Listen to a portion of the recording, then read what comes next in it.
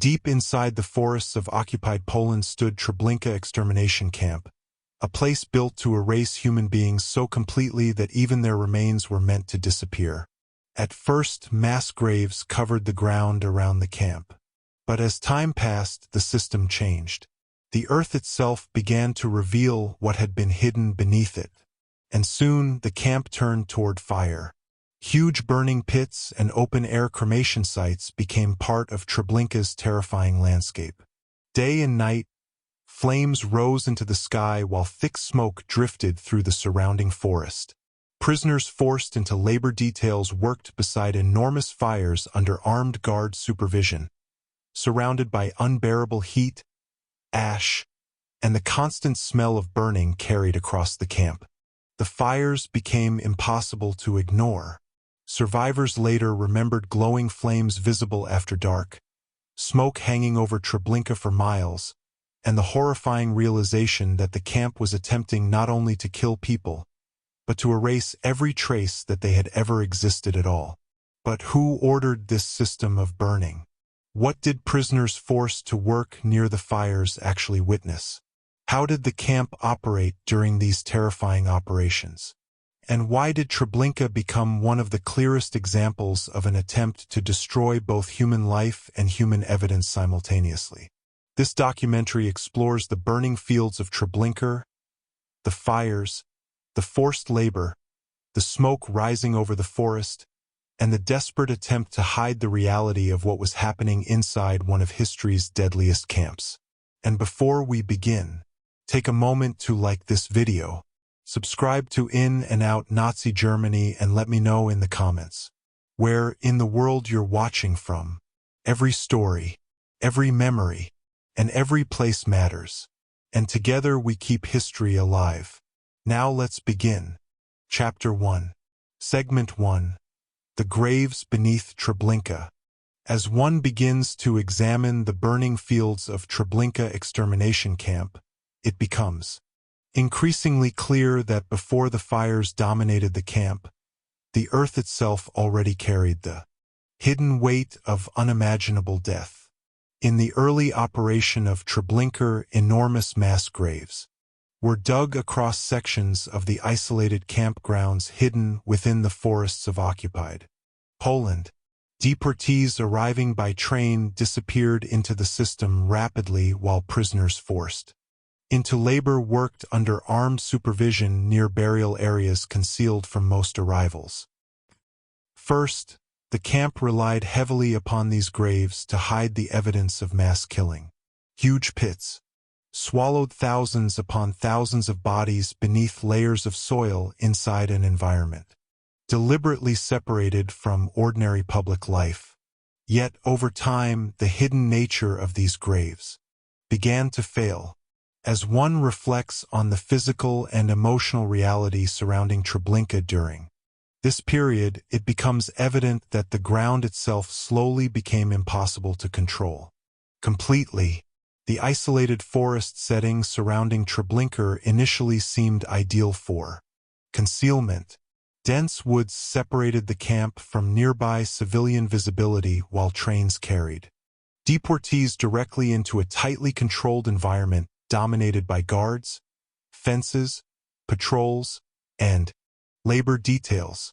Prisoners arriving at Treblinka rarely understood the scale of what already existed beneath the soil around them because visibility inside the camp remained carefully restricted. As one considers how hidden the camp appeared from the outside world, it becomes clear that secrecy formed a central part of Treblinka's operation from the very beginning. Yet secrecy depended upon the belief that the earth itself could permanently contain the evidence buried within it. The labor prisoners forced to work near the burial areas experienced these realities directly.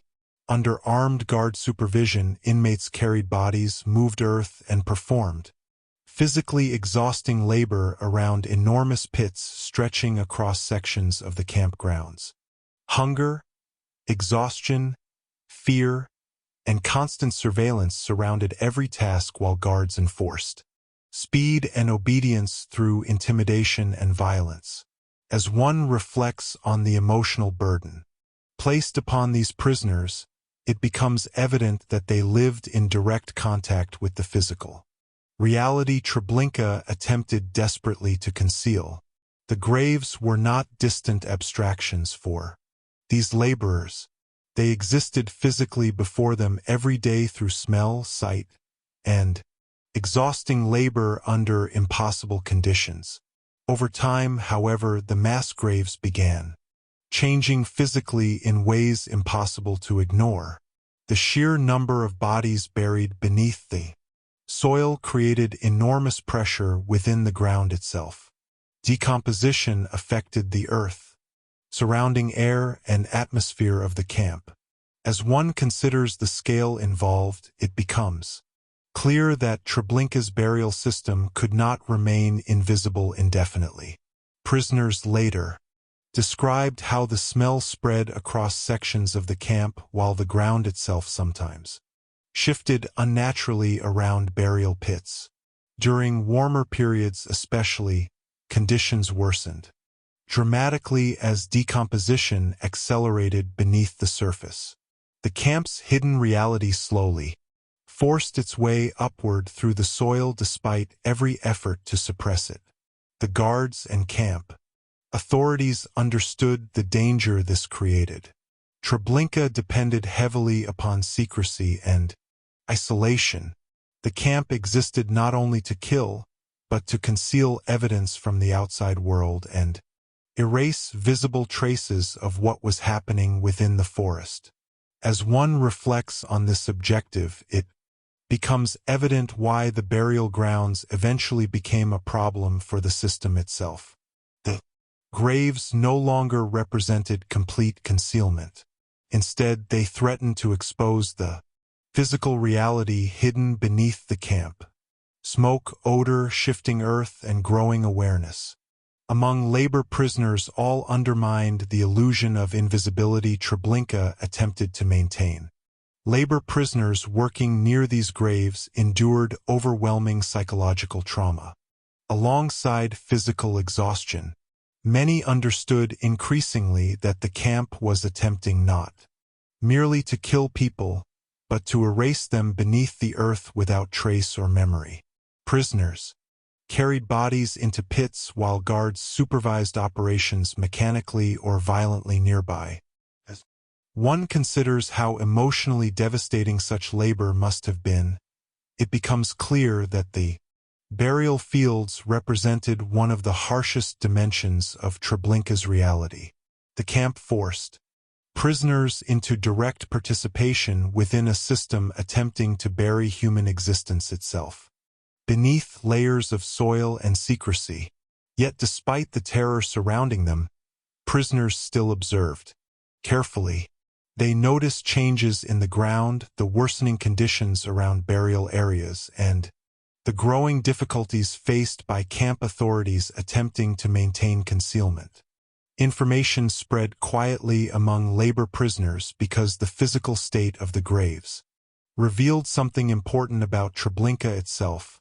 The scale of death had become too enormous to remain fully hidden beneath the earth. The graves beneath Treblinka therefore reveal the beginning of a terrifying transformation within the camp. Before the fires rose above the forest, the ground already held overwhelming evidence of what the camp had become, evidence that would eventually push the system toward an even more horrifying attempt at concealment. Through burning, as one continues to examine the graves beneath Treblinka, it becomes increasingly clear that the burial fields reveal one of the most disturbing realities about the camp: the attempt to hide mass death beneath the earth eventually collided with the physical limits of concealment itself. In the beginning, the camp authorities believed that isolation, secrecy, and enormous burial pits would erase visible traces of what was happening inside the forest. Trains arrived continuously carrying deportees into Treblinka while guards maintained strict control over movement and information throughout the camp. Yet beneath this structure of secrecy, the ground itself slowly transformed into evidence impossible to suppress completely. As one reflects on this transformation, it becomes evident that Treblinka's burial system contained the seeds of its own exposure from the very beginning, because the scale of killing exceeded what the earth could silently absorb. The mass graves stretched across sections of the camp, hidden from most new arrivals, but labor. Prisoners forced to work there experienced their horrifying reality directly every day. Under constant SS supervision, inmates dug pits, carried bodies, and moved soil while surrounded by unbearable physical and emotional conditions. Exhaustion weakened prisoners continuously, while guards enforced labor through shouting, threats, and violence. As one considers the psychological burden of such work, it becomes clear that these prisoners lived beside the hidden core of Treblinka itself. The graves represented not only physical burial sites, but visible proof of the camp's true purpose beneath the controlled appearance maintained elsewhere. The atmosphere around the burial fields changed over time in ways survivors never forgot. Prisoners later described the overwhelming smell spreading through the camp as decomposition intensified. Beneath the ground, during warmer weather, conditions became especially severe. The earth itself appeared unstable in certain areas, while odors carried across labor sections and pathways. As one reflects on these descriptions, it becomes evident that the hidden nature of the graves slowly began breaking down physically. Treblinka remained isolated from the outside world, yet within the camp, labor prisoners increasingly understood that the scale of death surrounding them could no longer remain completely concealed beneath layers of soil alone. This growing physical evidence deeply affected prisoners emotionally. Many inmates forced to labor near the graves realized they were witnessing not only mass killing, but an organized attempt to erase people entirely from history and memory. Bodies disappeared beneath the earth without names, markers, or acknowledgement.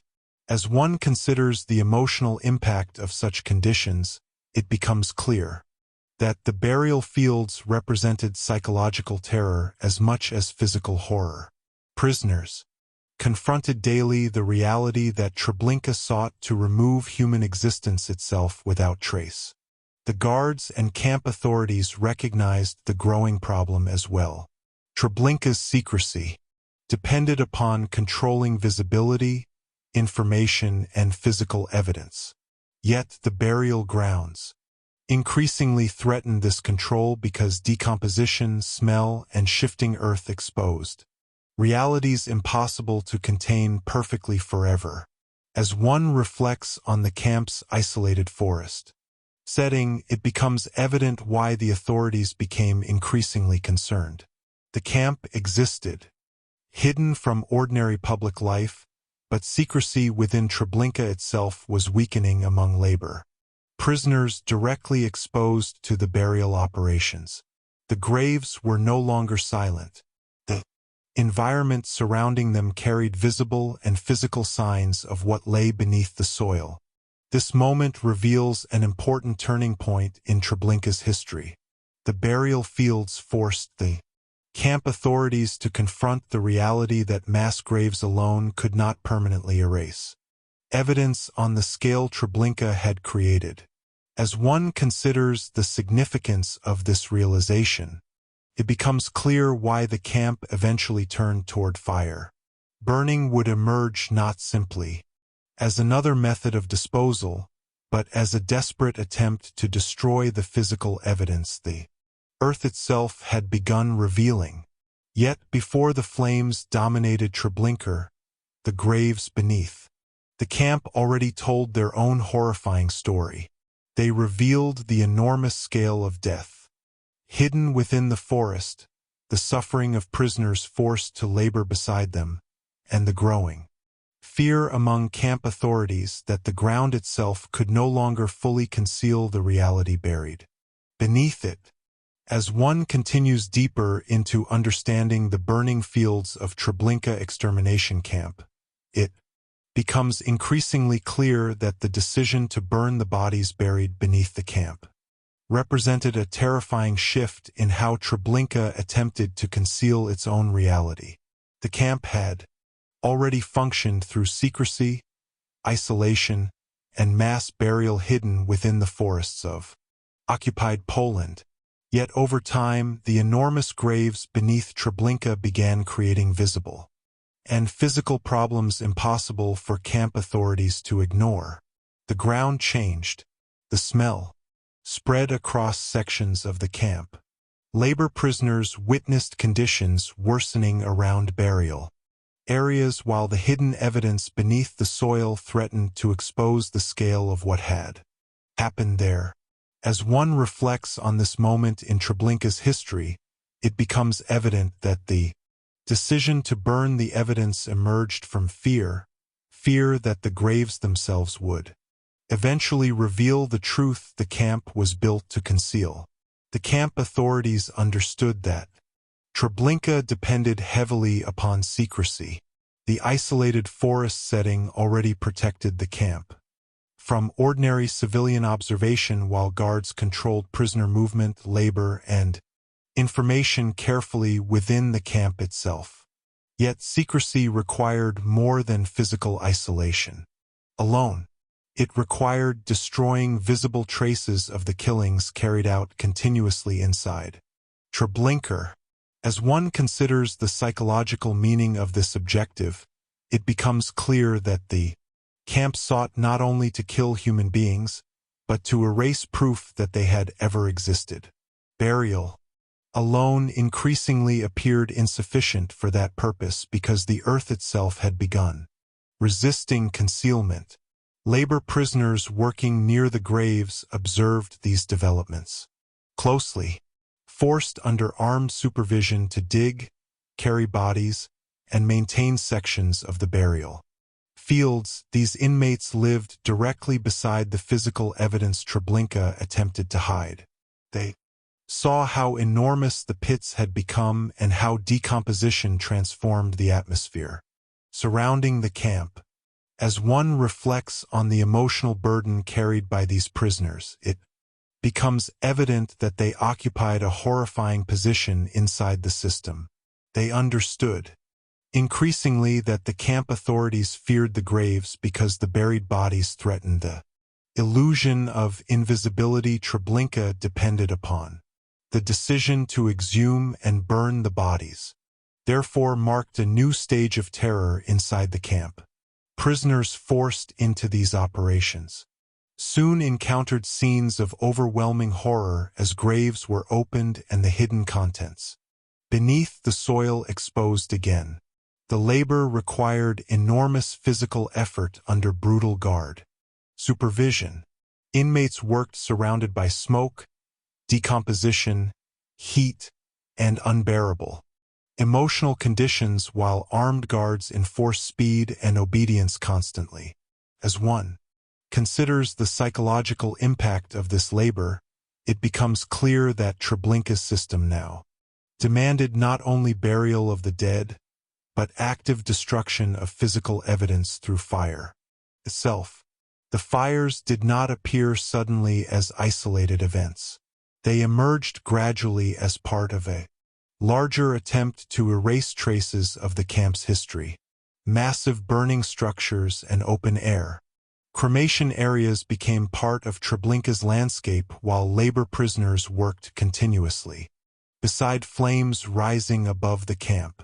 Smoke spread through the surrounding forest while ash drifted across sections of the grounds. As one reflects on how visible these operations became, it becomes evident that the camp transformed physically and emotionally during this period. Fire replaced earth as the primary method of concealment. Yet paradoxically, the flames themselves also revealed something impossible to hide completely. Smoke rising above Treblinka carried evidence outward into the surrounding environment despite every effort at secrecy. The guards maintained strict control throughout these operations. Labor prisoners working near the fires remained under constant armed supervision while punishments, intimidation, and violence enforced obedience.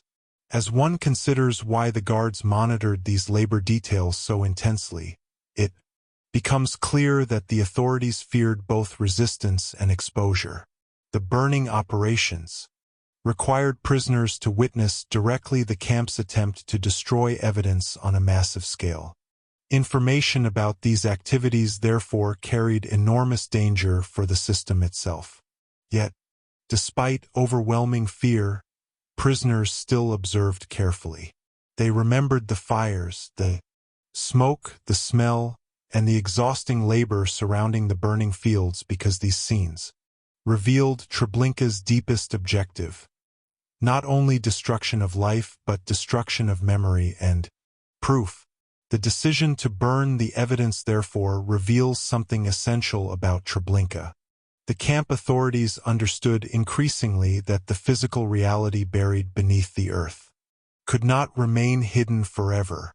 Fire became a desperate attempt to erase traces of what had happened inside the forest before the outside world could fully uncover the truth concealed beneath the campgrounds. As one continues to examine the decision to burn the evidence inside Treblinka, it becomes increasingly clear that this transformation reveals the growing panic hidden beneath the camp's appearance of organized control. For a long period, the authorities believed the isolated forest environment and enormous burial pits would permanently conceal the scale of death surrounding the camp. Trains arrived continuously while guards enforced secrecy and labor prisoners worked under brutal supervision near burial areas hidden from most deportees. Yet the physical reality beneath the soil slowly undermined that system. As one reflects on the conditions developing around the graves, it becomes evident that the authorities realized mass burial alone could no longer guarantee invisibility. The earth itself had begun exposing what Treblinka attempted to suppress. The decision to exhume bodies and destroy them through fire therefore represented more than a logistical change. It revealed fear that evidence might survive. The camp authorities understood that Treblinka's secrecy depended upon eliminating physical traces linking the camp to mass killing on an unimaginable scale. As one considers the significance of this realization, it becomes clear that the burning operations emerged from a desperate need to erase proof before future discovery became unavoidable. Labor prisoners forced into the burning details experienced this transition directly. Under armed guard supervision, inmates reopened burial pits and encountered overwhelming scenes beneath the soil. Physical exhaustion combined with emotional horror as prisoners worked beside exposed graves under constant threat of punishment.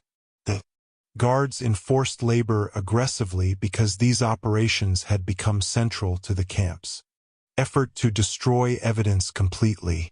As one reflects on the psychological impact of such work, it becomes evident that Treblinka had entered an even darker phase where concealment itself became industrialized through fire. The construction of massive burning areas transformed the camp environment visibly.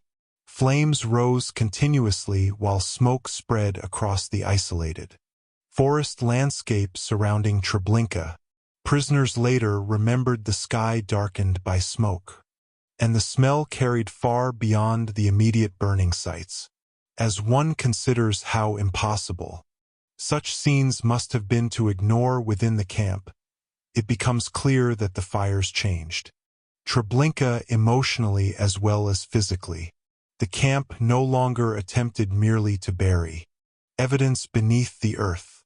It now attempted to erase it openly through constant burning. operations dominating the atmosphere around the labor fields. The guards' role during this period remained central. Armed patrols supervised prisoners working near the fires while dogs, shouting, and punishments reinforced continuous fear. Labor inmates, weakened by hunger and exhaustion, carried out physically unbearable tasks under conditions filled with heat, ash, smoke, and emotional trauma. As one reflects on why the authorities enforced such strict control around these operations, it becomes evident that the burning fields represented both physical evidence and psychological danger. Prisoners witnessing the destruction understood more clearly than ever what Treblinka truly was and what the authorities feared might someday become known beyond the camp. Yet the fires also created contradictions impossible to fully control. Smoke drifting above the forests and the overwhelming smell surrounding the camp revealed that concealment itself had become physically visible. The very attempt to erase evidence produced new signs, spreading through the environment around Treblinka. As one considers this paradox, it becomes clear that the camp could never entirely hide the reality it was trying desperately to destroy. The fires became both a method of concealment and evidence of panic within the system itself.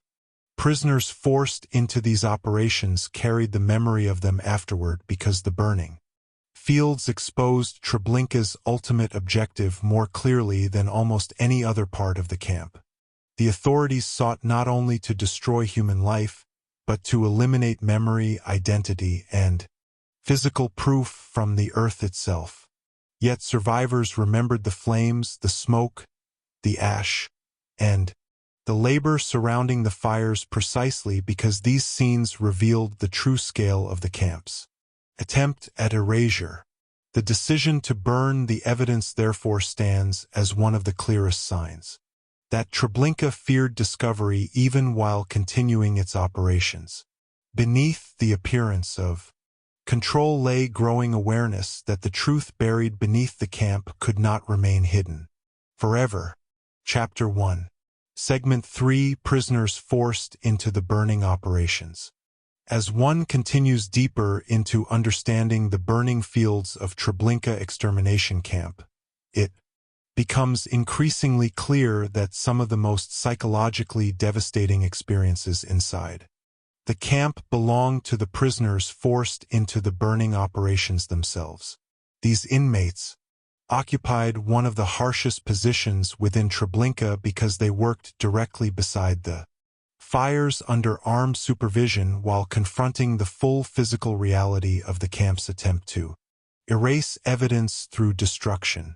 The authorities relied heavily upon prisoner labor for these operations. Guards forced inmates to reopen mass graves, move bodies, construct enormous burning structures, maintain the fires, and continue labor for endless hours amid smoke, heat, ash, and overwhelming emotional trauma. As one reflects on the unimaginable conditions surrounding these operations, it becomes evident that Treblinka forced prisoners not only to witness horror, but to labor physically inside the machinery attempting to conceal it. The work itself demanded exhausting physical effort. Prisoners weakened already by hunger, sleep deprivation, fear, and abuse were ordered to carry bodies from reopened graves toward massive burning sites operating continuously within the camp. Under constant SS supervision, inmates labored beside flames, rising high above the forest clearing while guards enforced speed and obedience through shouting, intimidation, and violence. As one considers how physically unbearable such labor must have become, it becomes clear that the camp authorities treated prisoners as entirely expendable. Within these operations, exhaustion or emotional collapse offered no escape from the work. Surrounding the fires, the atmosphere around the burning fields overwhelmed prisoners on every sensory level. Heat radiated constantly from the flames while thick smoke drifted through the camp and surrounding woods. Ash covered sections of the labor areas and settled across prisoners' bodies and clothing during long work shifts. The smell surrounding the operations became impossible to avoid. As one reflects on these conditions, it becomes evident that prisoners lived inside an environment where the physical reality of destruction surrounded them, continuously through sight, smell, heat, and exhaustion. Survivors later remembered the fires with extraordinary detail precisely because the operations dominated emotional and sensory experience so completely. The guards maintained strict control over these labor details because the burning operations represented one of Treblinka's most secret and terrifying functions. Prisoners working near the fires witnessed directly the camp's attempt to destroy physical evidence hidden previously beneath the earth. As one considers why guards supervised these operations so aggressively, it becomes clear that the authorities feared both resistance and future testimony. The labor prisoners understood increasingly what the fires meant. They recognized that Treblinka sought not merely to kill people, but to erase all trace that the victims had ever existed. This awareness carried enormous psychological weight because prisoners confronted daily the systematic destruction of memory itself.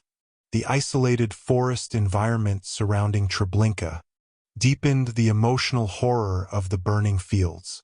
Smoke rose above the trees while flames remained visible across sections of the camp, especially after dark. Yet despite the scale of these operations, the camp still remained hidden from ordinary civilian life beyond the woods. As one reflects on this contradiction, it becomes evident that the burning fields existed within a world intentionally separated from outside human awareness. Prisoners trapped there often felt emotionally abandoned inside an environment where destruction seemed endless and invisible to the broader world beyond the forest. Labor prisoners working beside the fires also faced constant psychological terror because they understood their own survival remained uncertain. The camp authorities viewed inmates involved in secret operations as dangerous witnesses possessing knowledge Treblinka wished to eliminate. Guards therefore maintained brutal discipline around the burning details while prisoners lived under awareness that the system could turn against them at any moment. As one considers how emotionally unstable such conditions must have been, it becomes clear that these labor prisoners survived inside overlapping layers of fear. Fear of the guards, fear of physical collapse, fear of punishment, and fear connected to witnessing the camp's deepest attempt at concealment. Yet despite overwhelming trauma, prisoners still observed and remembered. They noticed how the fires operated continuously, how smoke spread through the forest, and how the camp authorities intensified efforts to destroy visible traces of the graves beneath Treblinka. Survivors later carried these memories beyond the camp because the burning operations revealed the true scale of the system's desperation to erase evidence completely. The prisoners forced into the burning operations therefore expose one of the harshest realities about Treblinka. The camp compelled human beings already trapped inside terror to labor directly within a system attempting to destroy both the dead and the proof that they had ever existed. As one continues to examine the prisoners forced into the burning operations inside Treblinka, it becomes increasingly clear that these labor details represented one of the most psychologically unbearable forms of existence within the camp because the prisoners worked at the center of the authorities' effort to erase evidence through fire. Unlike inmates assigned to other labor areas, these prisoners confronted the physical consequences of Treblinka's operations directly every day. while remaining trapped under armed supervision beside enormous flames and reopened burial pits. As one reflects on the emotional reality of such labor, it becomes evident that the burning fields transformed ordinary human endurance into something almost unimaginable. The prisoners labored amid scenes designed not only to destroy bodies, but to eliminate memory and proof from the earth itself. The work surrounding the fires never truly felt separate from fear. Guards supervised the operations constantly because the camp authorities understood that these prisoners possessed dangerous knowledge about what Treblinka was attempting to conceal. Labor inmates therefore lived under continuous threat while carrying out exhausting tasks beside smoke and flames.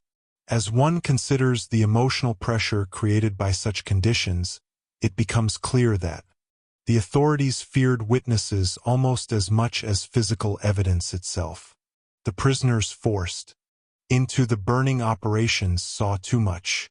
They understood too clearly what the camp was trying desperately to erase before the outside world could uncover the truth hidden within the forest. The physical environment surrounding the fires intensified this terror enormously. Heat from the burning structures exhausted prisoners already weakened by starvation and overwork. Thick smoke filled the air continuously while ash settled across the campgrounds and labor areas. As one reflects on how overwhelming these sensory conditions must have become, it becomes evident that prisoners experienced the burning fields not as isolated tasks, but as entire environments dominated by destruction. The fires altered the atmosphere of Treblinka itself. Smoke drifted through pathways across labor sections and beyond the camp into the surrounding woods, creating visible signs of operations impossible to ignore inside the camp. Nighttime, around the burning areas carried especially haunting emotional weight. Prisoners later described flames glowing through darkness while smoke hung over the forest after sunset. Guards patrolled the labor details continuously while exhausted inmates worked under floodlights, shouting, and constant surveillance. As one considers how surreal and terrifying these scenes must have appeared, it becomes clear that the burning fields transformed Treblinka into a place where destruction continued visibly day and night. The camp no longer attempted to hide its operations beneath silent earth alone. Fire itself became part of the landscape. The psychological burden placed upon prisoners working there remained enormous. Many understood increasingly that Treblinka's ultimate goal extended beyond killing. The camp sought to erase names, identities, graves, and physical traces entirely. Prisoners forced into the burning details confronted daily the reality that human beings were being reduced deliberately to ash in an attempt to destroy evidence and memory together. As one reflects on this realization, it becomes evident why survivors later described the burning fields with such emotional intensity. These operations exposed the deepest intentions behind the camp's secrecy. Yet even within this overwhelming horror, prisoners continued preserving fragments of humanity and awareness. Labor inmates exchanged information quietly, warned one another about dangerous guards, and remembered details surrounding the fires despite the authorities' attempt to destroy evidence completely. As one considers the significance of this memory, it becomes clear that the prisoners themselves became living witnesses against the camp's effort at erasure. The authorities could burn bodies and attempt to hide physical traces, but the prisoners carried the memory of what they had seen beyond the fires themselves.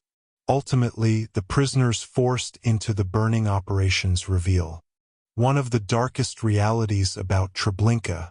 The camp compelled exhausted, starving inmates to Labor inside a system designed not only to kill on a massive scale, but to eliminate all visible proof of its crimes through continuous fire.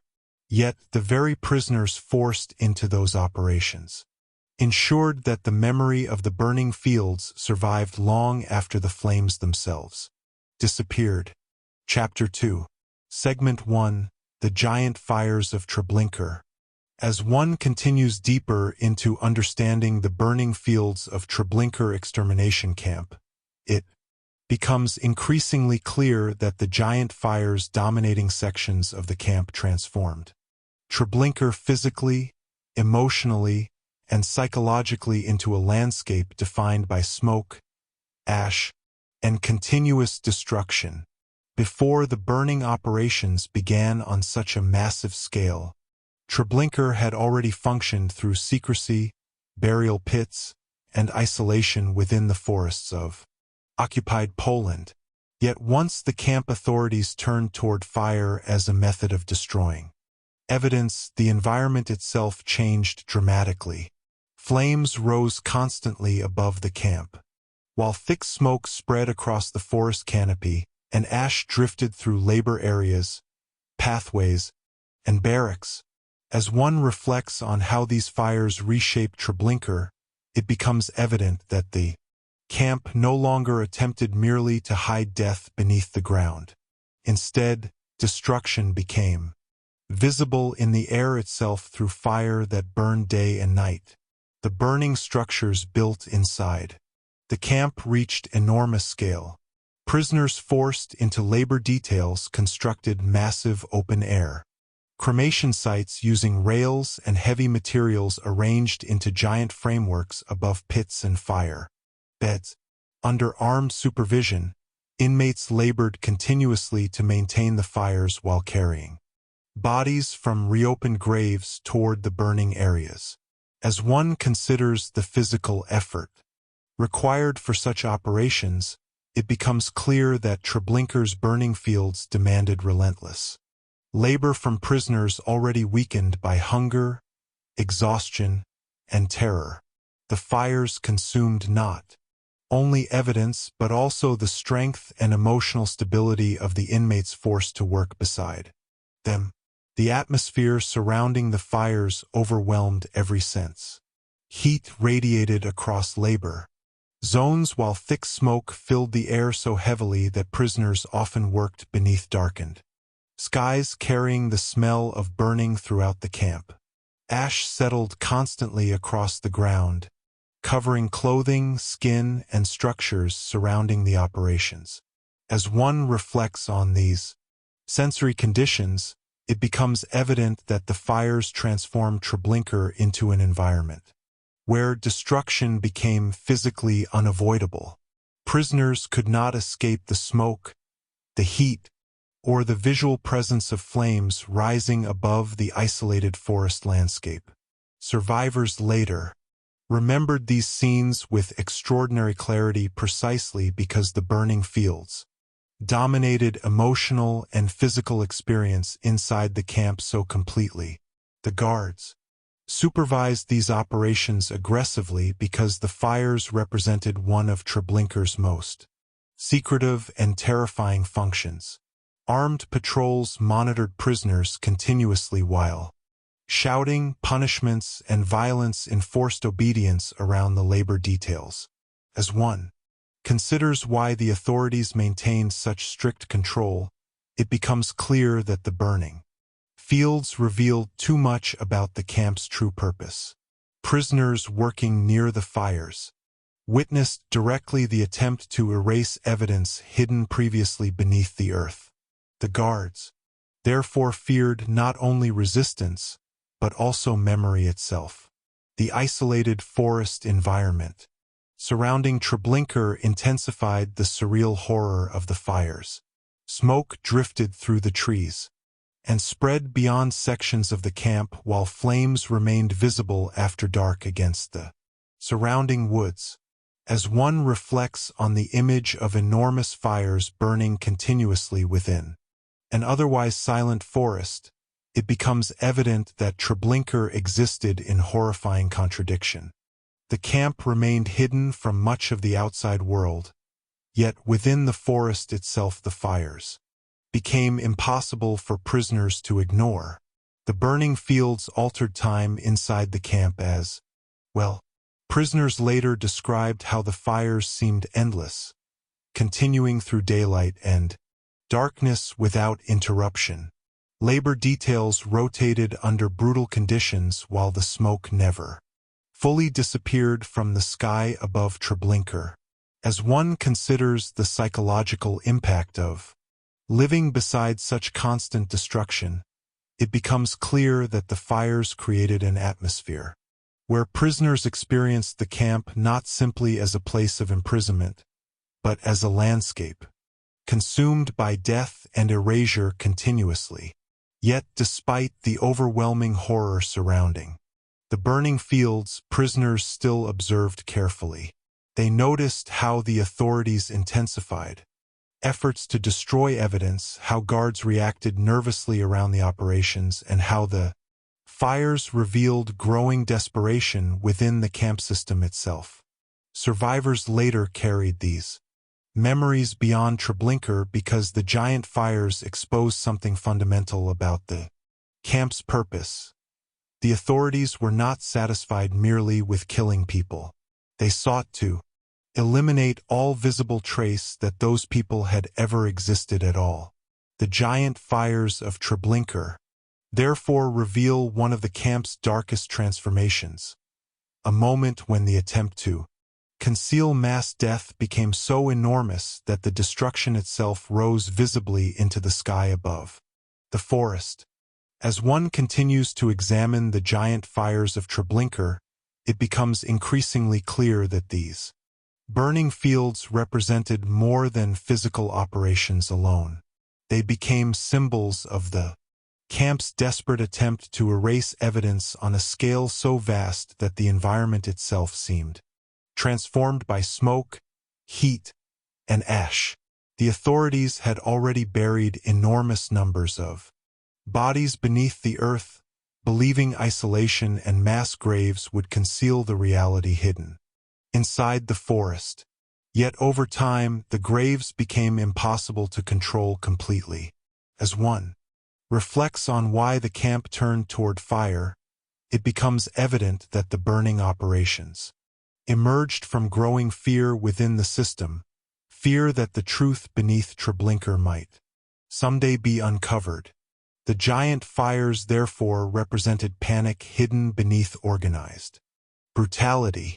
Prisoners forced into the labor details surrounding the fires experienced this transformation directly every day. Under armed guard supervision, inmates worked beside enormous burning structures operating continuously within the campgrounds. The labor demanded exhausting physical effort as prisoners carried bodies, maintained the flames, moved heavy materials, and endured unbearable heat under conditions of starvation and emotional collapse. As one considers how impossible survival must have felt inside such an environment, it becomes clear that the burning fields consumed not only evidence, but also the prisoners forced to sustain the operations physically. Smoke became one of the defining elements of life around the fires. Thick clouds drifted through the camp and surrounding forest while the smell spread across labor areas, barracks, and pathways. Survivors later remembered skies darkened by smoke and ash settling constantly over the grounds. As one reflects on these descriptions, it becomes evident that Treblinka itself changed visually and emotionally during this period. The camp no longer hid its operations entirely beneath silent burial pits. The fires created visible signs rising continuously into the air above the forest, making destruction part of the landscape itself. Nighttime intensified the terrifying atmosphere surrounding the burning fields. Flames glowed through darkness while smoke hung over the camp long after sunset. Prisoners working night shifts beside the fires later remembered the surreal sight of enormous flames illuminating sections of the forest while guards patrolled nearby with dogs and weapons. As one considers the emotional impact of such scenes, it becomes clear that the fires transformed Treblinka into an environment where destruction never truly stopped. Even darkness failed to conceal the operations because the flames themselves dominated the night. The guards' behavior around the burning fields revealed growing tension within the camp system as well. Supervision remained strict while punishments and intimidation enforced silence and obedience among labor prisoners. As one reflects on why the authorities guarded these operations so aggressively, it becomes evident that they feared witnesses. The prisoners working near the fires saw directly the attempt to eliminate physical evidence hidden beneath the campgrounds. They understood increasingly that Treblinka sought not merely to kill, but to erase every possible trace of what had happened there. Yet despite the camp's effort to destroy evidence through fire, the prisoners themselves became living memory against that erasure. Labor inmates observed details about the fires, the structures, the smoke, and the endless operations continuing across the camp. Some exchanged information quietly while others simply struggled to survive another shift within the burning fields. As one considers the importance of these memories, it becomes clear that the authorities could never fully destroy the truth because the prisoners carried witness within themselves even when physical traces disappeared into ash. Ultimately, the giant fires of Treblinka reveal one of the deepest realities about the camp. The authorities understood increasingly that the graves beneath the earth threatened to expose the scale of destruction hidden inside the forest. Fire became a desperate attempt to erase proof before discovery could occur.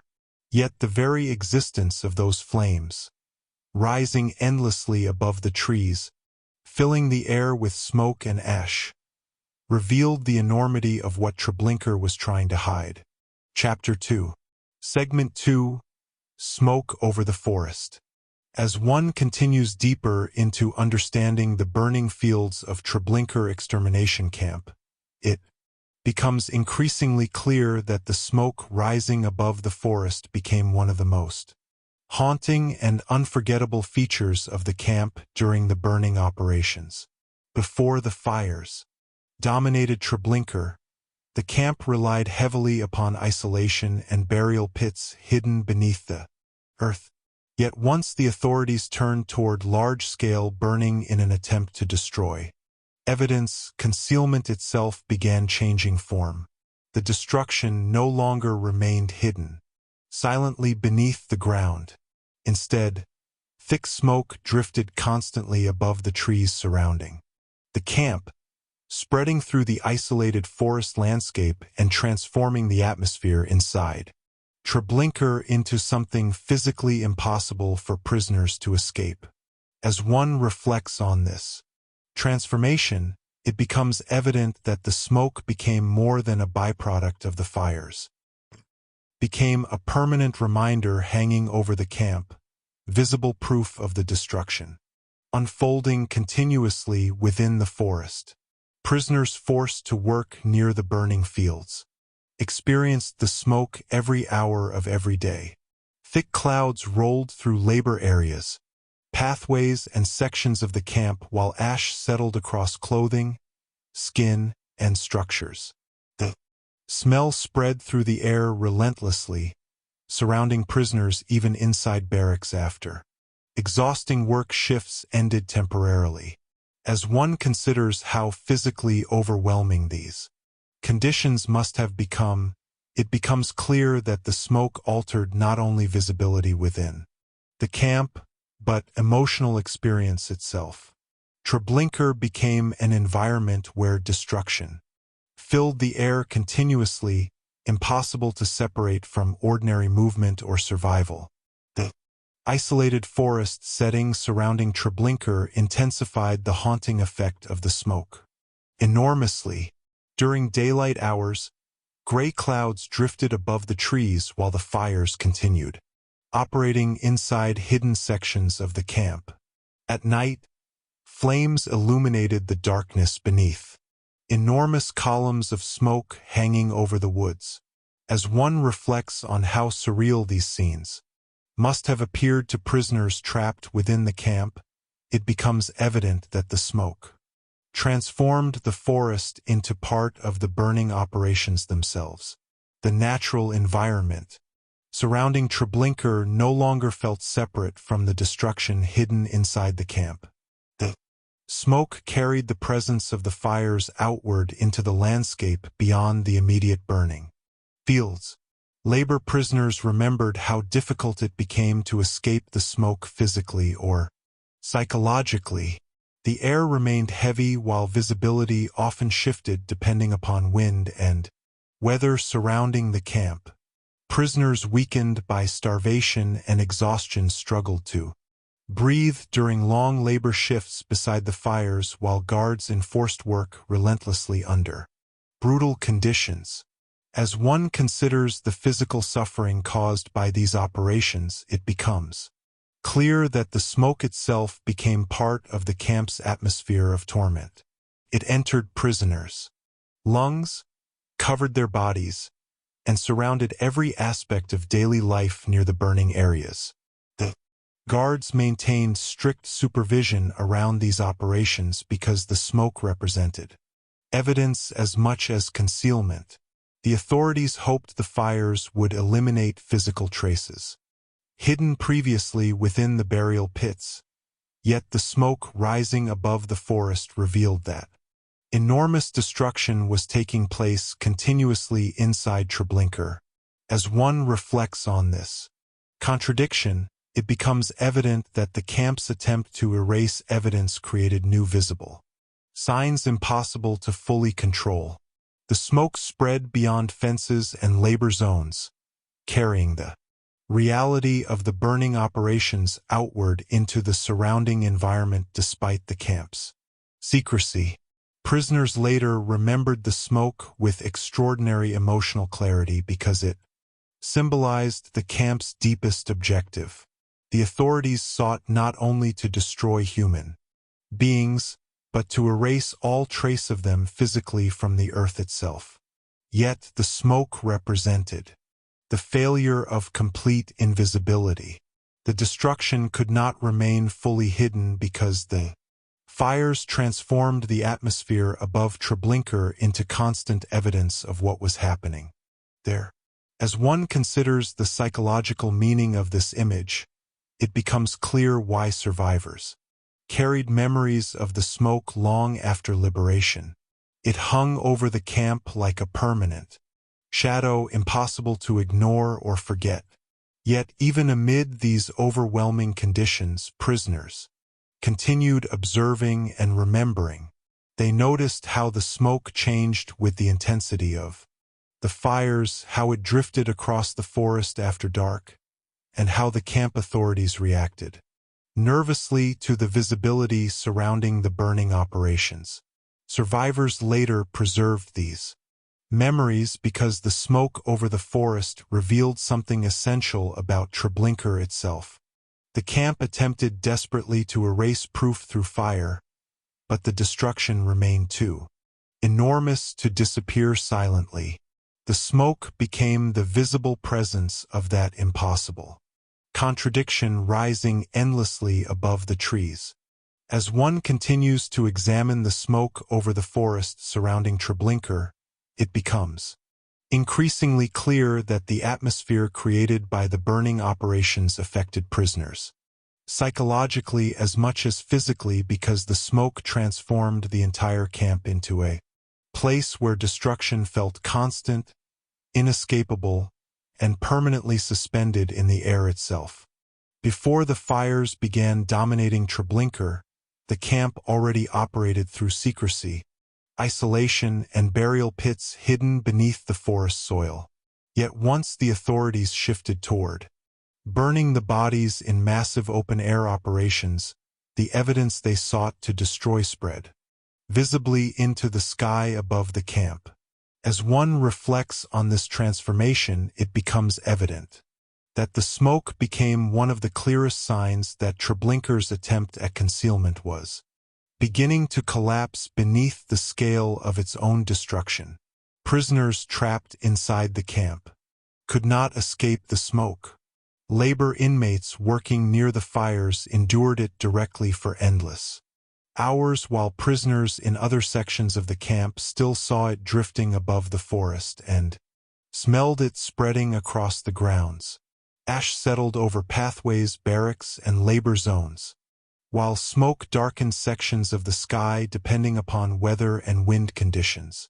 As one considers how emotionally overwhelming such an environment must have become, it becomes clear that the smoke altered prisoners' entire perception of space and time inside Treblinka.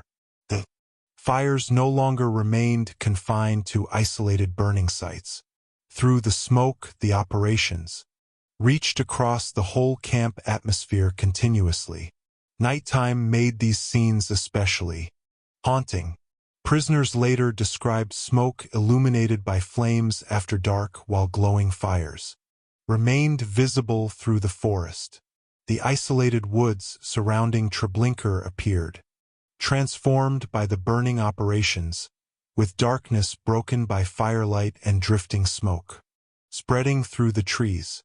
As one reflects on the emotional effect of such nights, it becomes evident that the camp after sunset became almost surreal in its horror. Prisoners lying awake inside barracks or labor details could see and smell the burning fields even when they could not fully observe the operations themselves. The destruction remained present through atmosphere alone. The guards understood the importance of controlling these operations because the smoke itself carried evidence outward from the camp. Armed patrols supervised labor details aggressively, while prisoners working near the fires remained under constant surveillance. As one considers why the authorities feared witness so intensely, it becomes clear that the smoke represented a dangerous contradiction for Treblinka. The camp sought secrecy and erasure, yet the very process of destroying evidence produced visible signs rising above the forest day and night. The authorities could bury bodies beneath the earth or burn them within giant fires, but they could not entirely hide the environmental presence created by such enormous operations. The smoke also affected prisoners emotionally because it symbolized the camp's attempt to erase existence itself. Many inmates understood increasingly that Treblinka aimed not only to kill people but to remove all physical trace that they had ever lived. As one reflects on this realization, it becomes evident why survivors later remembered the smoke so vividly.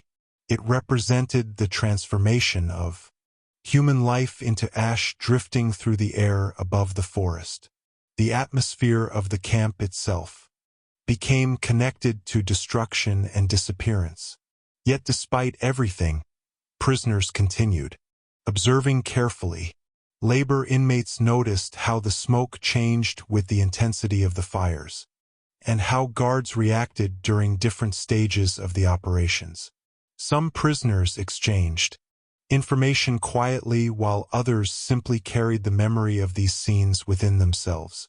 As one considers the significance of such memory, it becomes clear that the smoke over the forest ultimately failed to erase the truth completely because survivors remembered what the authorities had hoped to destroy. Ultimately, the smoke over Treblinka reveals one of the camp's deepest contradictions. The authorities turned toward fire believing destruction could eliminate evidence hidden beneath the burial pits. Yet the burning operations transformed the camp atmosphere into visible testimony itself. The smoke hanging endlessly above the forest became proof that something enormous, horrifying, and impossible to fully conceal was unfolding inside the hidden camp. Chapter 2. Segment 3. Night around the fires. As one continues deeper into understanding the burning fields of Treblinka extermination camp, it becomes increasingly clear that nighttime around the fires created one of the most haunting and psychologically terrifying environments inside the camp because darkness did not conceal the destruction unfolding within Treblinka. Instead, the flames themselves illuminated the night, turning sections of the isolated forest into landscapes of glowing fire, drifting smoke, and endless labor carried out under armed guard supervision.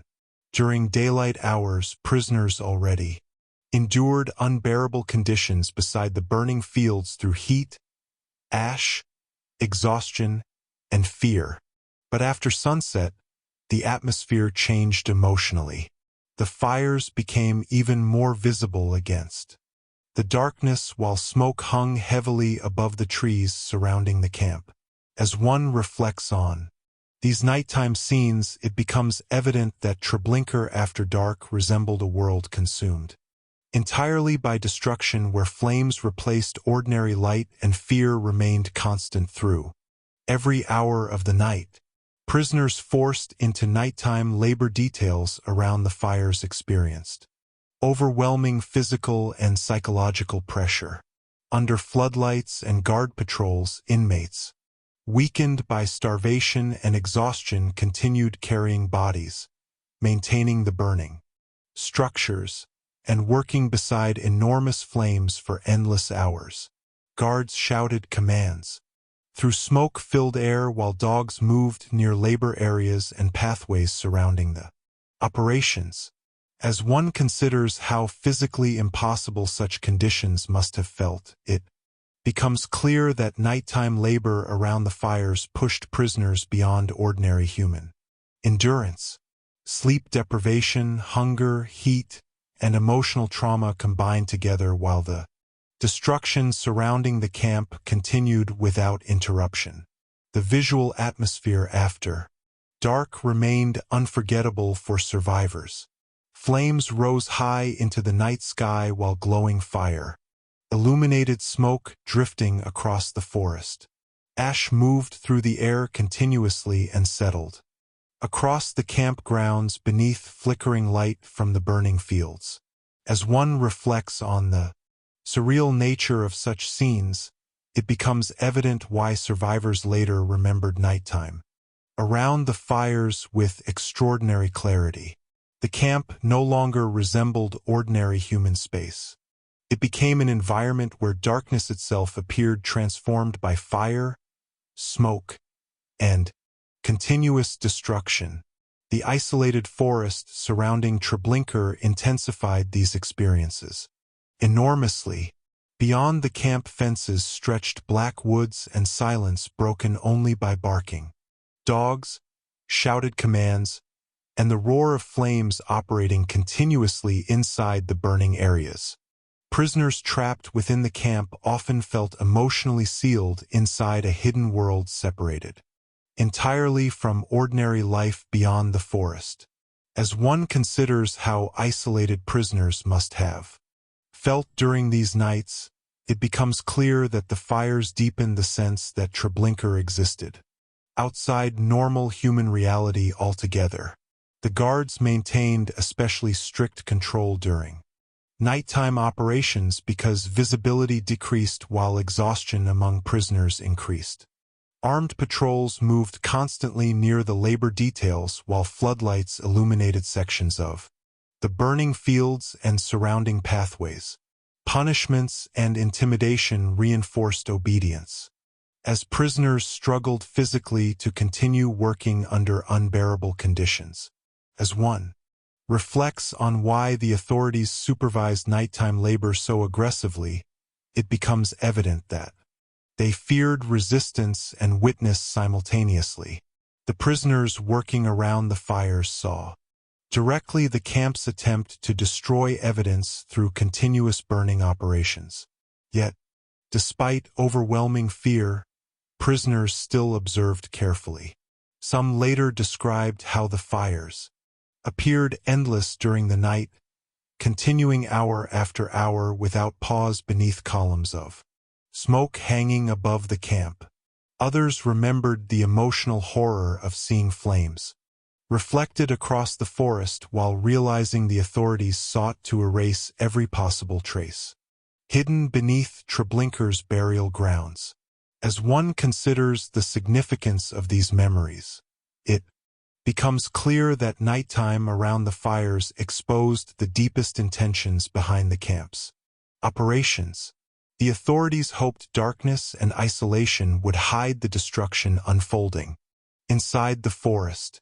Yet the fires themselves made concealment impossible within the camp because they dominated the entire nighttime atmosphere visibly and physically. Prisoners living beside these scenes understood increasingly that Treblinka's goal extended beyond killing. The camp sought to eliminate memory, identity, and evidence through endless fire operating even after the rest of the world disappeared into darkness beyond the trees. Night around the fires, therefore, reveals one of the camp's most haunting realities. Inside Treblinka, darkness did not bring silence or rest. Instead, the flames continued burning through the night, illuminating the forest with evidence of destruction the camp desperately tried to erase. As one continues to examine nighttime around the fires inside Treblinka, it becomes increasingly clear that the camp after dark represented one of the most emotionally overwhelming environments imaginable because the burning fields transformed the isolated forest into a place where destruction remained visible every hour of the night. Prisoners already lived under constant fear during daytime operations through labor, guards, punishments, and smoke-filled air. Yet, darkness intensified everything surrounding the fires. Flames glowed brighter against the black forest while smoke drifted endlessly above the camp and floodlights illuminated exhausted prisoners forced to continue labor beneath armed supervision. As one reflects on this atmosphere, it becomes evident that nighttime inside Treblinka erased ordinary distinctions between day and night, work and rest, visibility and concealment. The destruction never stopped. Prisoners, working night shifts near the fires, endured unbearable physical exhaustion. Starvation and previous labor had already weakened most inmates severely, yet guards forced them to continue carrying materials, maintaining burning structures, and working beside enormous flames deep into the night. As one considers how difficult even standing upright must have become under such conditions, it becomes clear that the authorities viewed these prisoners entirely as expendable tools within the burning operations. Human limits no longer mattered inside the camp. The fires demanded constant labor, and the guards enforced that labor relentlessly regardless of physical collapse or emotional suffering. The sensory environment surrounding the fires after dark became almost impossible to escape. Smoke thickened in cooler nighttime air while ash drifted through labor zones illuminated by flickering flames. Prisoners later remembered how the smell spread across the camp continuously, making sleep nearly impossible even for inmates not directly assigned to nighttime burning details.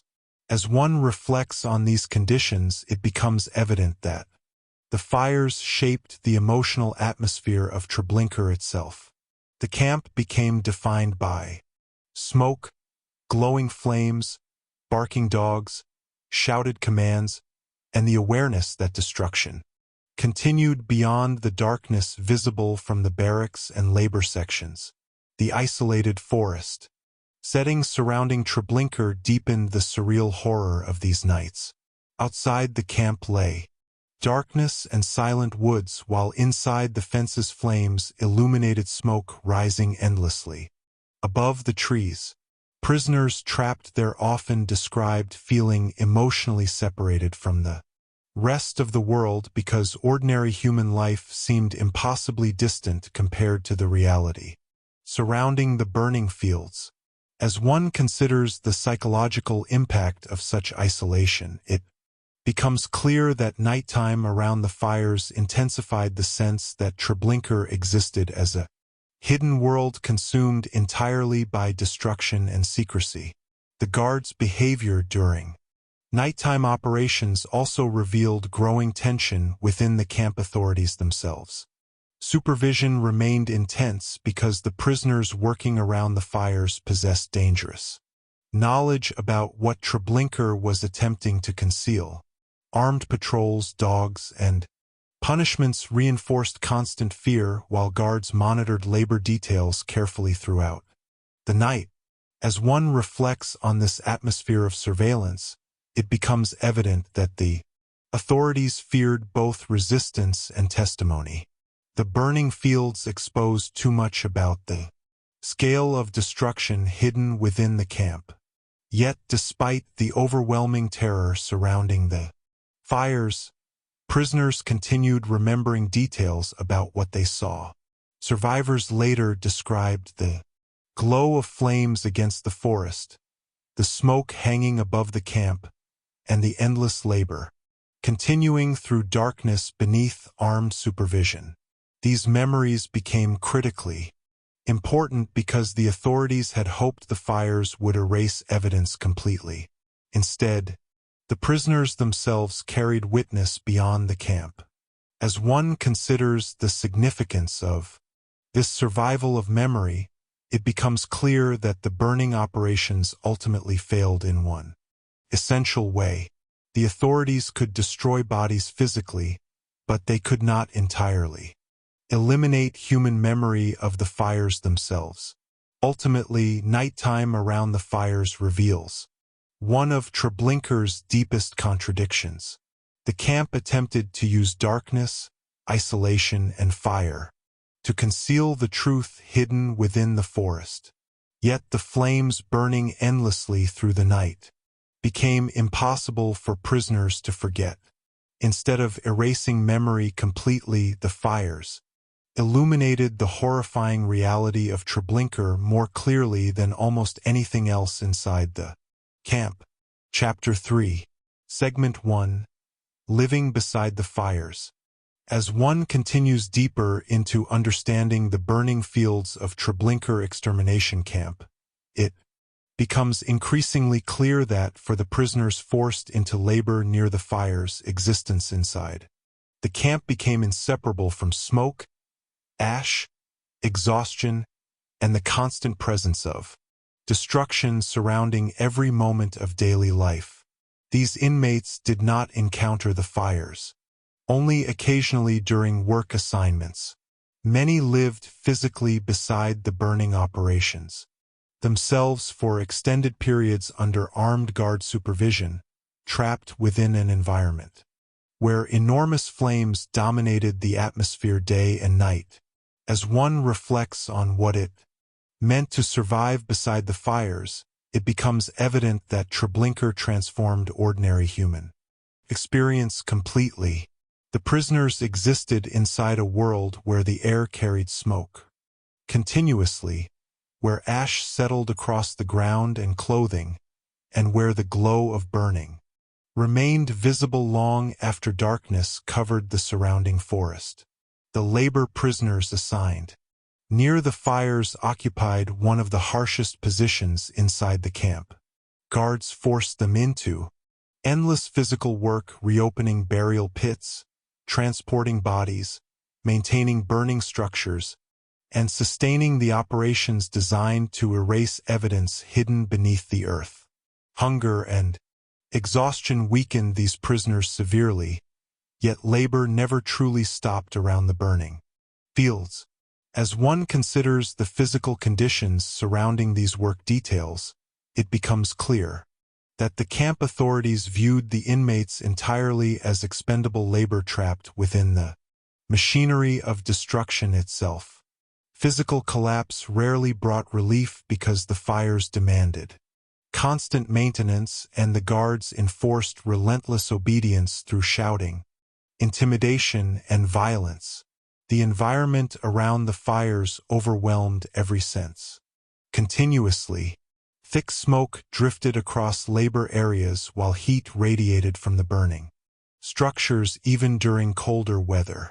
Ash-covered pathways, barracks, and prisoners' bodies, while the smell surrounding the operations spread through nearly every section of the camp.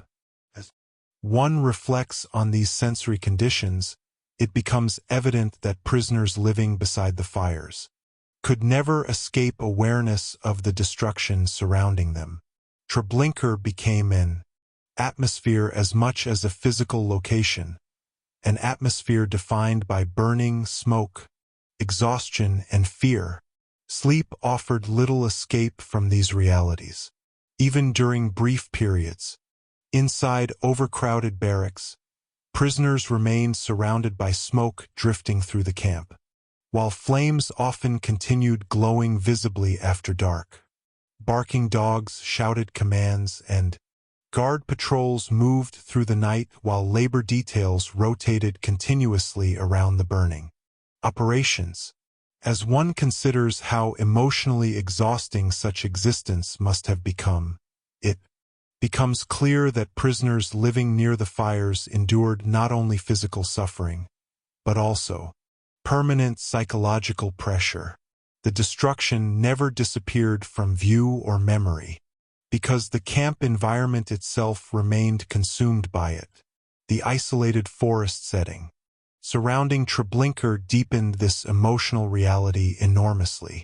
Beyond the camp fences stretched woods and darkness, while inside the camp flames illuminated smoke rising endlessly. Above the trees, prisoners trapped there often felt emotionally separated from the rest of the world, entirely because ordinary civilian life seemed unimaginably distant compared to the reality surrounding the burning fields. As one reflects on this isolation, it becomes evident that the fires transformed Treblinka into a hidden world operating outside ordinary human understanding. Yet, despite overwhelming horror, prisoners still adapted emotionally in quiet ways whenever possible. Labor inmates exchanged information, warned one another about dangerous guards, and tried to preserve fragments of human connection within the burning fields. Some prisoners memorized routines surrounding the operations, while others simply struggled to help exhausted companions survive another shift beside the fires. As one considers the significance of these small acts, it becomes clear that prisoners resisted complete emotional destruction by continuing to recognize one another as human beings even inside an environment built around erasure and death. The guards maintained especially strict control around prisoners living near the fires because these inmates witnessed directly the camp's attempt to destroy evidence through continuous burning. The authorities feared both resistance and testimony from prisoners possessing such knowledge. As one reflects on why supervision remained so intense, it becomes evident that the burning fields exposed Treblinka's deepest secret, the systematic effort to erase not only bodies but proof and memory together. The prisoners forced to live beside the fires therefore reveal one of the camp's harshest realities. Treblinka trapped human beings inside an environment where destruction filled the air itself, surrounding every hour of survival with smoke, flames, fear, and endless labor. As one continues to examine what it meant to live beside the fires inside Treblinka, it becomes increasingly clear that the prisoners assigned near the burning fields experienced a form of existence shaped almost entirely by exhaustion, sensory overload, and emotional trauma because the fires dominated every aspect of the camp environment surrounding them. These prisoners woke beneath smoke-filled skies, labored beside enormous flames throughout the day, and attempted unsuccessfully to rest while the burning operations continued through the night. As one reflects on this relentless cycle, it becomes evident that life beside the fires erased ordinary human rhythms completely. Day and night blended together beneath smoke, ash, guard supervision, and continuous destruction. The physical burden alone pushed prisoners beyond ordinary endurance. Starvation weakened inmates severely, while endless labor around the fires demanded enormous effort carrying bodies, moving heavy materials, and maintaining burning structures operating continuously inside the camp. Guards enforced speed and obedience aggressively because the authorities considered the burning operations essential to destroying evidence hidden beneath the burial fields. As one considers how physically impossible survival must have seemed under such conditions, it becomes clear that prisoners living beside the fires existed in a permanent state of exhaustion where every movement required immense effort. Yet the emotional burden surrounding the fires often proved equally overwhelming. Prisoners understood increasingly that the camp authorities sought not only to kill human beings, but to erase every visible trace of them. Through burning, the fires therefore carried symbolic terror as well as physical horror. As one reflects on what prisoners witnessed daily beside the burning fields, it becomes evident why survivors later described these scenes with extraordinary emotional intensity. The camp's deepest objective revealed itself openly through smoke and flames rising endlessly above the forest. The sensory atmosphere surrounding the fires became impossible to separate from daily survival. Smoke spread across labor areas continuously while ash settled over prisoners' bodies, barracks, and pathways. The smell surrounding the operations remained constant, following prisoners even during brief moments away from active labor details. As one considers how psychologically oppressive such conditions must have become, it becomes clear that Treblinka transformed into an environment where destruction itself filled the air. Prisoners could neither fully escape nor ignore the burning fields because the camp atmosphere carried their presence everywhere. Nighttime deepened these emotions further. Flames illuminated the darkness while smoke drifted above the forest canopy surrounding the isolated camp. Prisoners trapped near the fires often saw glowing light through the night while guards and dogs patrolled nearby under floodlights. As one reflects on how surreal and terrifying such nights must have appeared, it becomes evident that Treblinka after dark resembled a world consumed entirely by fire and secrecy. The camp no longer depended solely upon hidden graves beneath the earth. The destruction now dominated the visible environment itself. Yet even within this overwhelming horror, prisoners continued observing and remembering details about the fires, the guards, and the labor surrounding the burning operations. Some exchanged information quietly while others attempted simply to preserve fragments of emotional connection with fellow inmates enduring the same conditions. As one considers the significance of these acts, it becomes clear that memory itself became a form of resistance against the camp's attempt at erasure. The authorities could burn evidence physically, but the prisoners carried witness within themselves. The isolated forest setting surrounding Treblinka also intensified the feeling of abandonment among prisoners living beside the fires. Hidden deep within occupied Poland and separated from ordinary civilian life, the camp seemed emotionally disconnected from the outside world entirely. As one reflects on this isolation, it becomes evident that prisoners often felt trapped inside a hidden landscape where destruction continued endlessly beyond the awareness of most people outside the forest. Ultimately, living beside the fires reveals one of the darkest realities about Treblinka. The camp forced exhausted prisoners into direct contact with a system attempting to erase human existence through continuous burning while surrounding them with smoke, ash, fear, and endless labor. Yet despite everything, survivors later remembered these scenes in detail, ensuring that the burning fields Treblinka tried so desperately to hide would never disappear completely from history. Chapter 3. Segment 2. The prisoners who could never forget the smell. As one continues deeper into understanding the burning fields of Treblinka extermination camp, it becomes increasingly clear that among the most haunting memories carried by survivors was the smell surrounding the camp during the burning operations.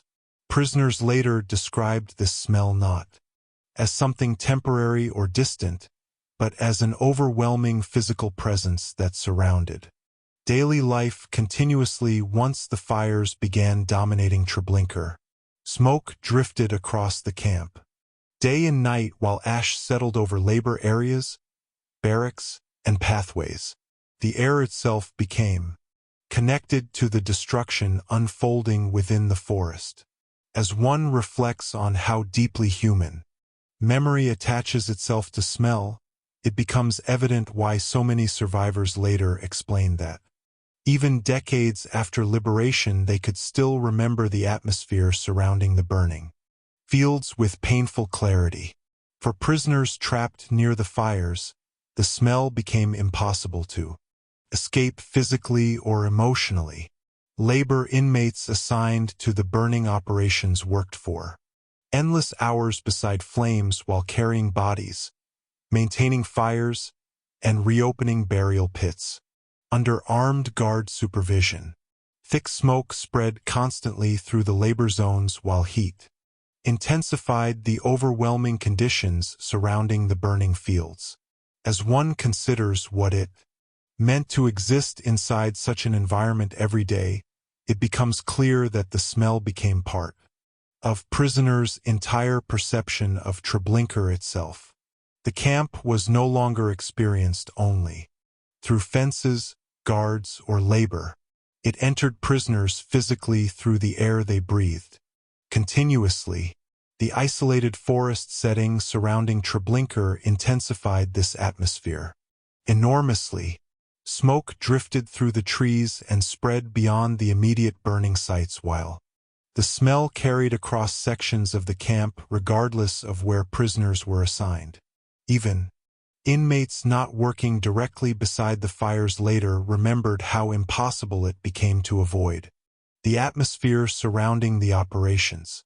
As one reflects on these descriptions, it becomes evident that the burning fields altered the entire environmental reality of Treblinka. The destruction no longer remained hidden beneath the earth alone. It filled the air above the forest itself. Prisoners living near the burning operations often described how the smell remained present during every hour of the day and night. After exhausting labor shifts ended temporarily, inmates returned to overcrowded barracks still surrounded by smoke drifting through the camp. Sleep offered little escape because the fires continued operating continuously while guards supervised nighttime labor details beneath glowing flames and floodlights. As one considers how emotionally exhausting such conditions must have become, it becomes clear that prisoners trapped inside the burning fields existed within an environment where destruction followed them constantly, even during moments intended for rest. The smell carried psychological weight far beyond physical discomfort alone. Many prisoners understood increasingly that the authorities sought to erase human beings entirely through the fires, not only killing people but attempting to destroy every visible trace of their existence. As one reflects on the emotional impact of breathing air filled with smoke from the burning operations, it becomes evident why survivors later remembered the smell with such intensity. The atmosphere surrounding Treblinka became connected directly to the camp's attempt at total erasure. the guards maintained strict control over the labor prisoners working beside the fires because these inmates witnessed the operations directly and understood what the camp was trying to conceal. Armed patrols, punishments, dogs, and constant surveillance reinforced fear continuously while prisoners struggled physically to survive another day within the smoke-filled environment. As one considers the emotional pressure surrounding these labor details, it becomes clear that prisoners existed under overlapping layers of suffering, starvation, exhaustion, fear of the guards, and the overwhelming sensory reality of the burning fields themselves. Yet despite the horror surrounding them, prisoners still observed and remembered. Survivors later described how the smell attached itself permanently to memory, because it represented the transformation of Treblinka into a landscape of continuous destruction. Some explained that ordinary smells after the war occasionally triggered sudden memories of the camp because the atmosphere of the burning fields had become so deeply connected to fear and survival inside their minds. As one reflects on the endurance of such memories, it becomes evident that the camp authorities ultimately failed in one important way. They hoped the fires would erase evidence completely, yet the prisoners themselves carried the memory of those operations beyond the camp. The prisoners who could never forget the smell therefore reveal one of the deepest realities about Treblinka. The burning fields transformed not only the physical environment of the camp, but also the emotional and sensory memory of everyone forced to survive beside them. As one continues to examine the prisoners who could never forget the smell surrounding Treblinka's burning fields, it becomes increasingly clear that smell itself became one of the strongest forms of memory carried by survivors because the atmosphere inside the camp during the burning operations entered every aspect of daily existence physically and emotionally. Long after liberation, many survivors explained that certain smells could still return them instantly to the camp because memory connected so powerfully to the smoke, ash, and air surrounding the fires. As one reflects on how deeply human beings experience the world through smell, it becomes evident why Treblinka remained emotionally present for many survivors decades afterward. The burning fields had transformed the air itself into part of the camp's horror. Prisoners assigned to labor near the fires experienced these conditions most intensely. Under constant guard supervision, inmates worked endless shifts reopening burial pits, carrying bodies, maintaining burning structures, and surviving beside enormous flames rising through smoke-filled. The physical exhaustion alone became overwhelming, yet prisoners also endured the psychological burden of breathing within an environment shaped entirely by destruction. As one considers what such existence must have felt like day after day, it becomes clear that the smell surrounding the burning fields became inseparable from prisoners' understanding of Treblinka itself. The isolated forest environment surrounding the camp deepened this reality enormously. Smoke drifted through the trees continuously while the smell spread far across labor areas, barracks, and pathways hidden inside the woods. Prisoners later described how impossible it became to escape the atmosphere created by the fires because the destruction reached beyond the burning sites themselves into the entire environmental space surrounding the camp. As one reflects on these descriptions, it becomes evident that Treblinka ceased to feel like an ordinary physical location once the fires dominated the landscape. The camp became an atmosphere of smoke, ash, fear, and endless burning suspended above the forest. Nighttime intensified these memories even further. Prisoners lying inside overcrowded barracks often smelled smoke, continuously while flames remained visible through darkness beyond sections of the camp. Guards patrolled the burning fields while labor details continued operating beneath floodlights and drifting ash. As one considers how emotionally overwhelming such nights must have become, it becomes clear that prisoners could never fully separate themselves mentally from the fires. Even temporary rest occurred beneath smoke-filled skies carrying constant reminders of the destruction continuing nearby. The guards' role within these operations also shaped survivors' memories profoundly. Armed patrols supervised labor details aggressively while punishments and intimidation enforced silence around the burning fields. Prisoners understood increasingly that the authorities feared witnesses almost as much as physical evidence itself.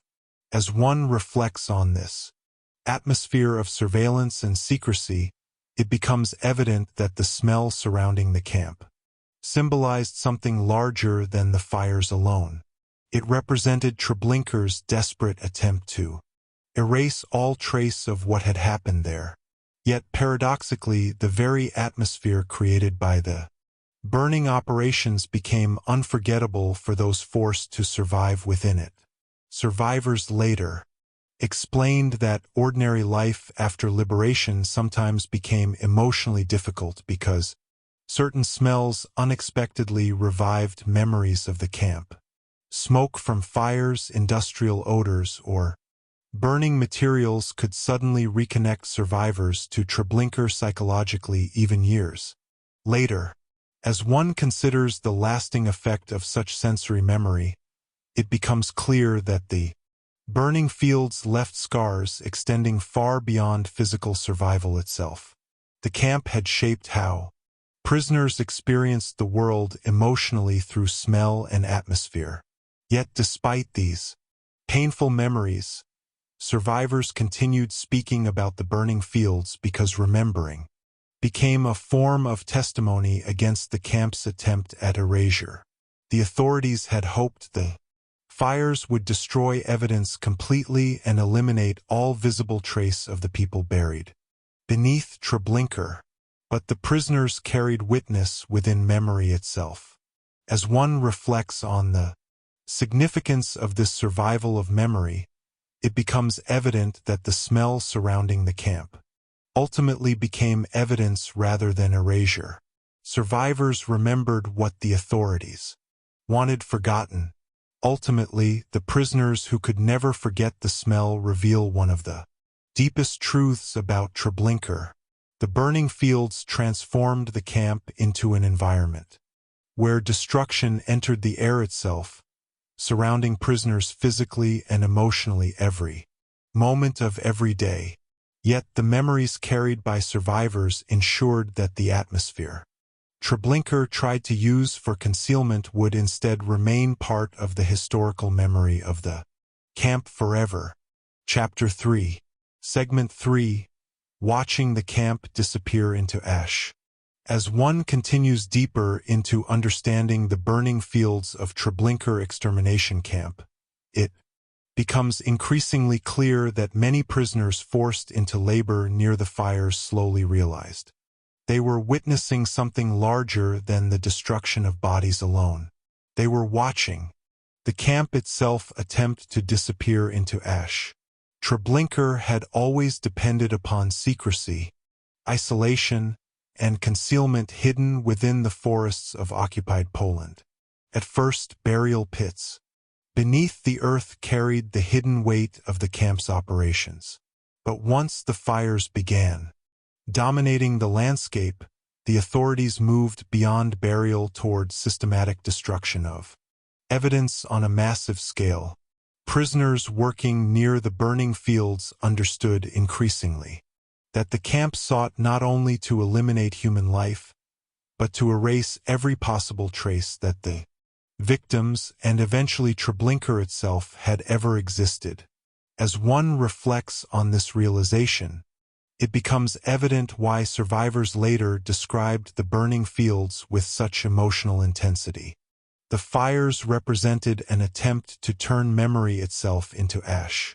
Labor prisoners forced into the burning operations lived closest to this terrifying transformation. Under armed supervision, inmates reopened graves, carried bodies, maintained burning structures, and watched endless smoke rise above the forest while the camp authorities intensified efforts to destroy evidence. As one considers the psychological burden of such labor, it becomes clear that these prisoners occupied a horrifying position inside Treblinka.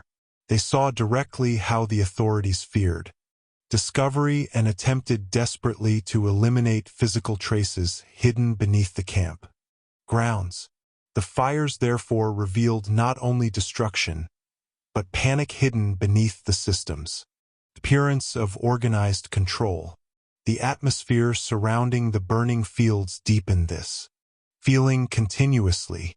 Smoke drifted endlessly through the camp while ash settled across pathways, labor zones, barracks, and prisoners' bodies. Flames illuminated the forest after dark, while guards supervised operations aggressively beneath floodlights and patrol routes. As one reflects on how completely the fires transformed the environment surrounding Treblinka, it becomes evident that the camp itself seemed to dissolve physically into smoke and ash over time. The destruction spread beyond burial pits into the air above the forest, altering the landscape. Prisoners experienced every day.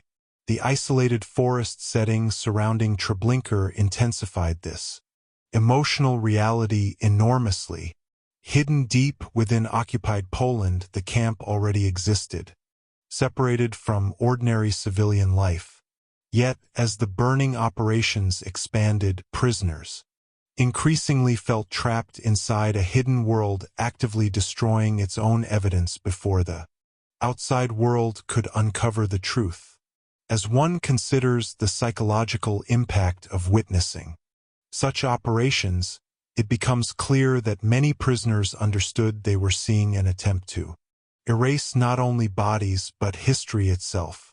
The guards played a central role in maintaining this atmosphere. Armed patrols supervised the labor details constantly while punishments, shouting, and intimidation reinforced silence and obedience around the burning fields. Prisoners understood that the authorities viewed them as dangerous witnesses precisely because they had seen too much. As one reflects on why supervision remained so strict, it becomes evident that the camp feared memory almost as much as physical evidence. The prisoners working near the fires possessed knowledge Treblinka desperately wanted destroyed. Yet, despite the overwhelming horror surrounding them, prisoners continued observing carefully. They noticed how the fires operated endlessly, how the smoke spread across the forest, and how the camp authorities appeared increasingly focused on concealment and destruction. Some prisoners exchanged information quietly while others carried the memory of these scenes within themselves, even while survival remained uncertain. As one considers the significance of these observations, it becomes clear that the prisoners themselves became living resistance against the camp's attempt at erasure. The authorities could reduce physical evidence to ash, but they could not fully eliminate human witness. Survivors later remembered how the camp environment itself seemed transformed during this period. Areas once dominated by burial pits became connected to flames and smoke, while the atmosphere carried constant reminders of the burning operations. As one reflects on these memories, it becomes evident that Treblinka entered its final and perhaps most revealing stage during the burning operations. The camp no longer hid quietly beneath the forest soil. Instead, it visibly consumed itself through endless fire, attempting to erase the traces of what had happened there. Watching the camp disappear into ash therefore reveals one of the deepest realities about Treblinka. The authorities understood increasingly that evidence buried beneath the Earth could survive discovery, and so they turned toward fire in a desperate attempt to destroy not only bodies but memory, proof, and history together. As one continues to examine the prisoners watching Treblinka disappear into ash, it becomes increasingly clear that the burning fields exposed the camp's ultimate contradiction. The authorities sought total erasure through fire, yet the very scale of the burning operations made the destruction unforgettable for those forced to witness it. Prisoners living and laboring beside the fires saw smoke rising endlessly above the forest while ash drifted across the campgrounds day and night. As one reflects on these scenes, it becomes evident that Treblinka during the burning operations no longer resembled a hidden camp attempting quiet concealment beneath the earth. Became a visible landscape of smoke and flame where destruction itself dominated the atmosphere surrounding the forest. Prisoners assigned to the labor details surrounding the fires understood increasingly that the camp authorities feared future discovery. The reopening of burial pits and construction of giant burning structures revealed growing desperation within the system. As one considers why the authorities invested such enormous effort into destroying evidence, it becomes clear that Treblinka's leaders recognized the danger posed by the graves hidden beneath the camp. The fires represented an attempt to remove proof physically before the outside world could someday uncover what had happened inside the forest. Yet, for the prisoners forced into these operations, the burning fields also revealed how impossible complete erasure truly was. The environment surrounding the camp changed visibly as the operations expanded. Smoke darkened sections of the sky while ash covered labor areas, barracks, and pathways. Prisoners later described how the entire atmosphere of Treblinka seemed altered by the fires until destruction itself became part of the landscape. As one reflects on these descriptions, it becomes evident that the camp physically transformed before prisoners' eyes. Burial fields disappeared into burning grounds while flames illuminated the forest after dark beneath drifting smoke. The guards' behavior during this period reinforced the sense that the authorities feared witnesses profoundly. Armed patrols supervised labor details continuously while prisoners working near the fires remained under constant surveillance and threat of punishment. As one considers the emotional pressure surrounding these operations, it becomes clear that the camp viewed labor prisoners not merely as workers but as dangerous carriers of memory. These inmates had seen directly what Treblinka was trying desperately to erase. Yet despite brutal conditions, prisoners continued remembering details about the fires, the smoke, and the endless labor surrounding the burning fields. Some inmates exchanged information quietly while others simply carried the images within themselves through survival. As one reflects on the importance of these memories, it becomes evident that the camp ultimately failed to destroy the truth completely because the prisoners themselves became living testimony against erasure. The isolated forest setting surrounding Treblinka deepened the surreal horror of this transformation.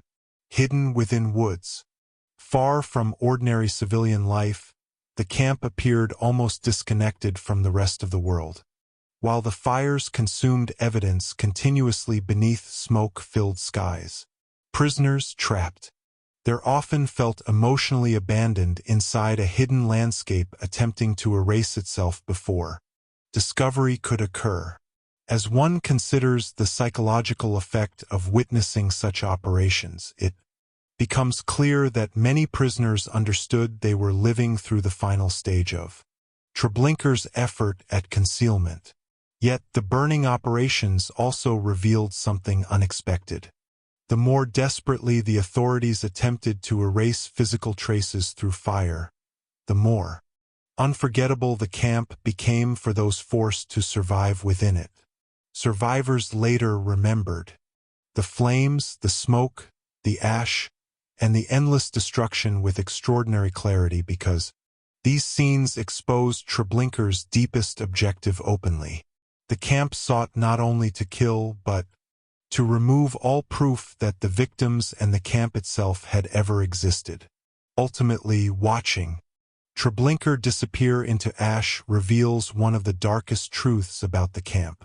The authorities believed fire could destroy memory as completely as it destroyed physical evidence. Yet the survivors carried witness beyond the flames themselves. The smoke rising above the forest, the ash drifting through the camp, and the endless fires attempting to erase history instead became part of the very memory Treblinka could never fully destroy. Chapter 4. Segment 1. Destroying the Graves.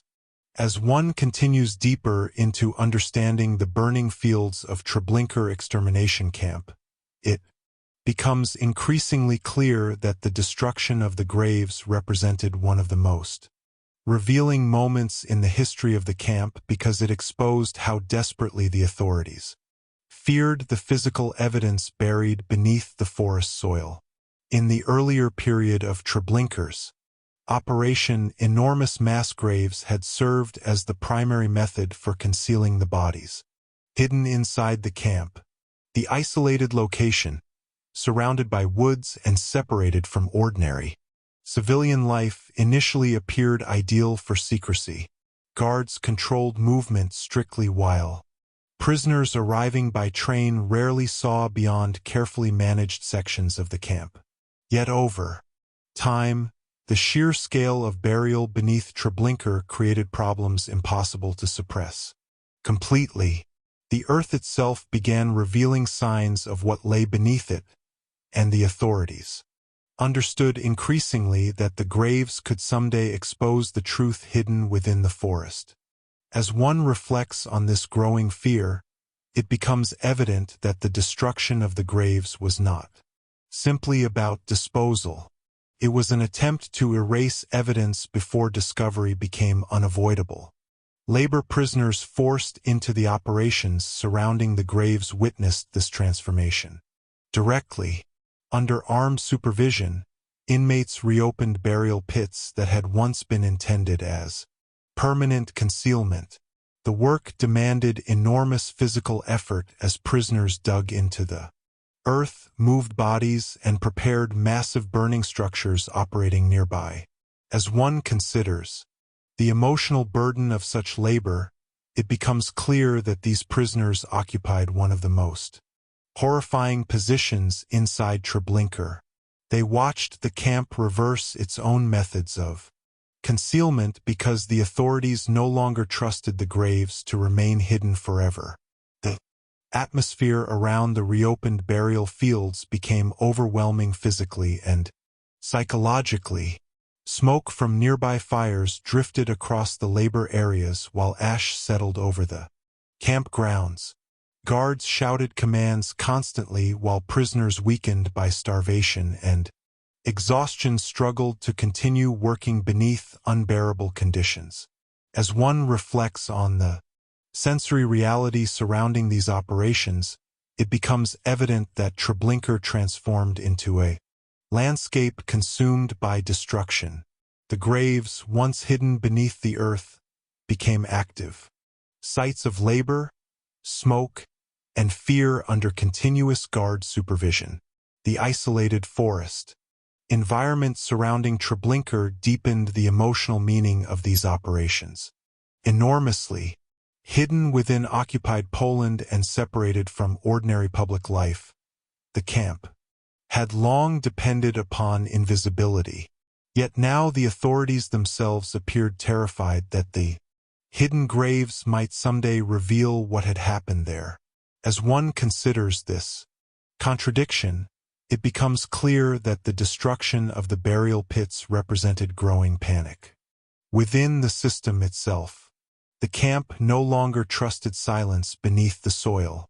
Fire became necessary because burial alone had failed to guarantee erasure. The guards maintained especially strict control during the destruction of the graves because the labor prisoners working there possessed dangerous knowledge. These inmates saw directly how the authorities attempted to eliminate physical traces of mass death hidden beneath the camp. Armed patrols, dogs, punishments, and constant surveillance reinforced fear continuously while prisoners carried out exhausting labor around the reopened pits and burning fields. As one reflects on why the authorities feared witness so intensely, it becomes evident that the graves represented more than burial sites. They were evidence capable of surviving beyond the camp itself if not destroyed completely. Prisoners forced into these operations also understood increasingly that Treblinka sought not merely to kill people, but to erase every trace that they had ever existed. The reopening and destruction of the graves exposed this objective clearly because the camp now treated even buried remains as dangerous proof requiring elimination. As one considers the psychological impact of witnessing such efforts, it becomes clear why survivors later described the burning operations with extraordinary emotional intensity. The destruction of the graves revealed Treblinka's deepest fear, that memory and evidence might survive despite all attempts at concealment. Yet despite overwhelming terror, prisoners continued observing carefully. They noticed how the authorities intensified efforts to remove traces from the burial grounds, how smoke spread endlessly above the forest, and how the camp itself seemed increasingly consumed by its own attempt at erasure. Some prisoners exchanged information quietly while others simply carried witness within themselves through survival. As one reflects on the importance of these memories, it becomes evident that the destruction of the graves ultimately failed in one essential way. The authorities could reopen pits, burn bodies, and scatter ash, but they could not fully eliminate human memory of what had happened there. Destroying the graves therefore reveals one of the deepest realities about Treblinka. The camp understood increasingly that the earth itself had become evidence, and the burning operations emerged from a desperate attempt to erase that evidence before the outside world could uncover the truth hidden beneath the forest soil.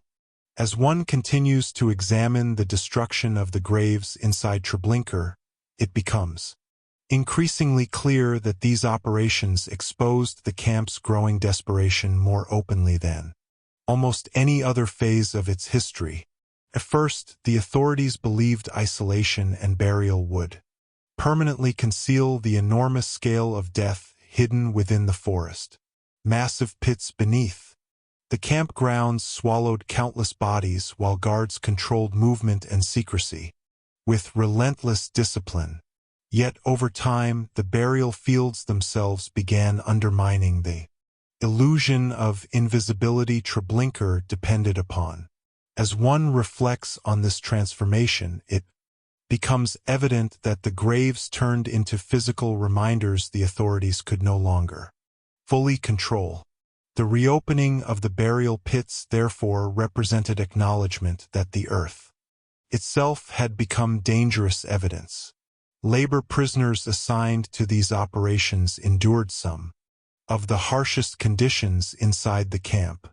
Under constant guard supervision, inmates worked endlessly reopening graves and preparing the remains for destruction through fire. Hunger, exhaustion, smoke, and emotional trauma surrounded every moment of labor while guards enforced obedience through shouting, intimidation, and violence. As one considers how psychologically devastating such work must have become, it becomes clear that the authorities forced prisoners into direct participation within the camp's attempt to erase its own history. Physically, the environment surrounding the reopened graves transformed visibly during this period. Smoke drifted constantly across the forest while ash covered pathways, labor areas, and sections of the camp. The burial grounds no longer remained hidden beneath quiet soil. Instead, they became active centers of destruction where the authorities attempted to eliminate physical traces through continuous burning operations. As one reflects on how dramatically Treblinka changed during this stage, it becomes evident that the camp itself seemed consumed by fear of future discovery. The isolated forest setting surrounding Treblinka intensified these contradictions. Enormously, hidden deep within occupied Poland, the camp already existed outside ordinary public awareness. Yet despite this isolation, the authorities still feared the survival of evidence beneath the burial pits. As one considers why such fear became so intense, it becomes clear that the scale of the graves represented something impossible to erase easily.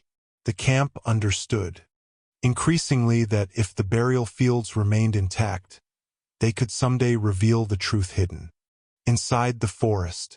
The guards' behavior during these operations reflected this growing tension. Armed patrols supervised the labor details aggressively while prisoners working near the reopened graves remained under constant surveillance. The authorities feared witnesses almost as much as the graves themselves because labor prisoners saw directly the systematic effort to destroy evidence. As one reflects on this atmosphere of fear and secrecy, it becomes evident that Treblinka's final stages revolved increasingly around concealment rather than confidence. The camp no longer relied simply upon isolation and burial. It now attempted actively to remove traces before they could survive beyond the destruction itself. Yet despite these efforts, prisoners continued observing and remembering details about the reopened graves, the fires, the smoke, and the endless labor surrounding the burning fields. Survivors later described how the atmosphere of the camp changed emotionally once the destruction of the burial pits began. Many realized clearly that the authorities were trying to erase proof hidden beneath the earth.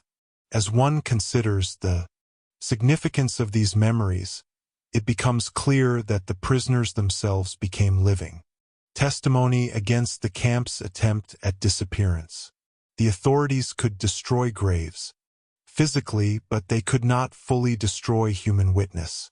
The destruction of the graves also reveals something essential about Treblinka's deepest objective. The camp did not seek only physical killing. It sought removal of memory, identity, and evidence together. Burial had once seemed sufficient for that purpose, but eventually the authorities lost faith even in the earth itself. Fire became necessary because silence beneath the soil no longer guaranteed concealment. Ultimately, destroying the graves reveals one of the most haunting truths about Treblinka. The camp feared that what lay buried beneath the forest might someday speak to the outside world. The burning operations emerged from that fear, a desperate attempt to turn the evidence into ash before the truth hidden inside Treblinka could survive discovery. Chapter 4. Segment 2. The camp being dismantled. As one continues deeper into understanding the final stages of Treblinka extermination camp, it becomes increasingly clear that the dismantling of the camp itself represented the ultimate stage. In the authorities' attempt to erase evidence of what had happened within the forest, the burning fields had already transformed Treblinka into a landscape dominated by smoke, ash, and continuous destruction as the authorities reopened graves and burned bodies in enormous operations designed to eliminate physical proof. Yet eventually the effort expanded beyond the burial pits and burning structures. The camp itself began disappearing piece by piece. Buildings, fences, installations, and operational areas connected to Treblinka's machinery of death were dismantled systematically while prisoners forced into labor watched the environment surrounding them slowly collapse into emptiness. As one reflects on this transformation, it becomes evident that the authorities no longer sought merely to hide evidence beneath the earth or destroy it through fire. They sought to remove the visible existence of Treblinka itself from the landscape entirely. Labor prisoners played a central role in this dismantling process under armed guard supervision. The same inmates who had worked beside the burning fields were now forced to participate in tearing apart sections of the camp that had once controlled every aspect of daily existence. Prisoners dismantled structures, removed materials, and helped erase visible traces of pathways, fences, and operational zones hidden previously within the isolated forest. As one considers the emotional burden of such labor, it becomes clear that these prisoners experienced a terrifying contradiction. They were forced to destroy the physical evidence of a place where countless people had suffered and died, while understanding that the authorities hoped the camp itself would eventually disappear without trace. The atmosphere surrounding the dismantling operations carried a strange and unsettling emotional quality.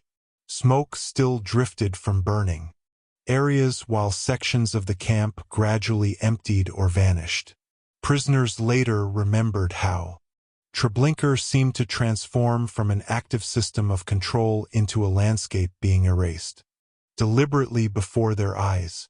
As one reflects on these scenes, it becomes evident that the camp itself appeared unstable during its final stages, almost as if the authorities feared leaving behind even the structures connected to its existence. The isolated forest setting surrounding Treblinka intensified this feeling enormously. Hidden deep within occupied Poland, the camp had always depended upon secrecy and separation from ordinary civilian life. Yet now the authorities appeared determined to return the landscape itself to silence.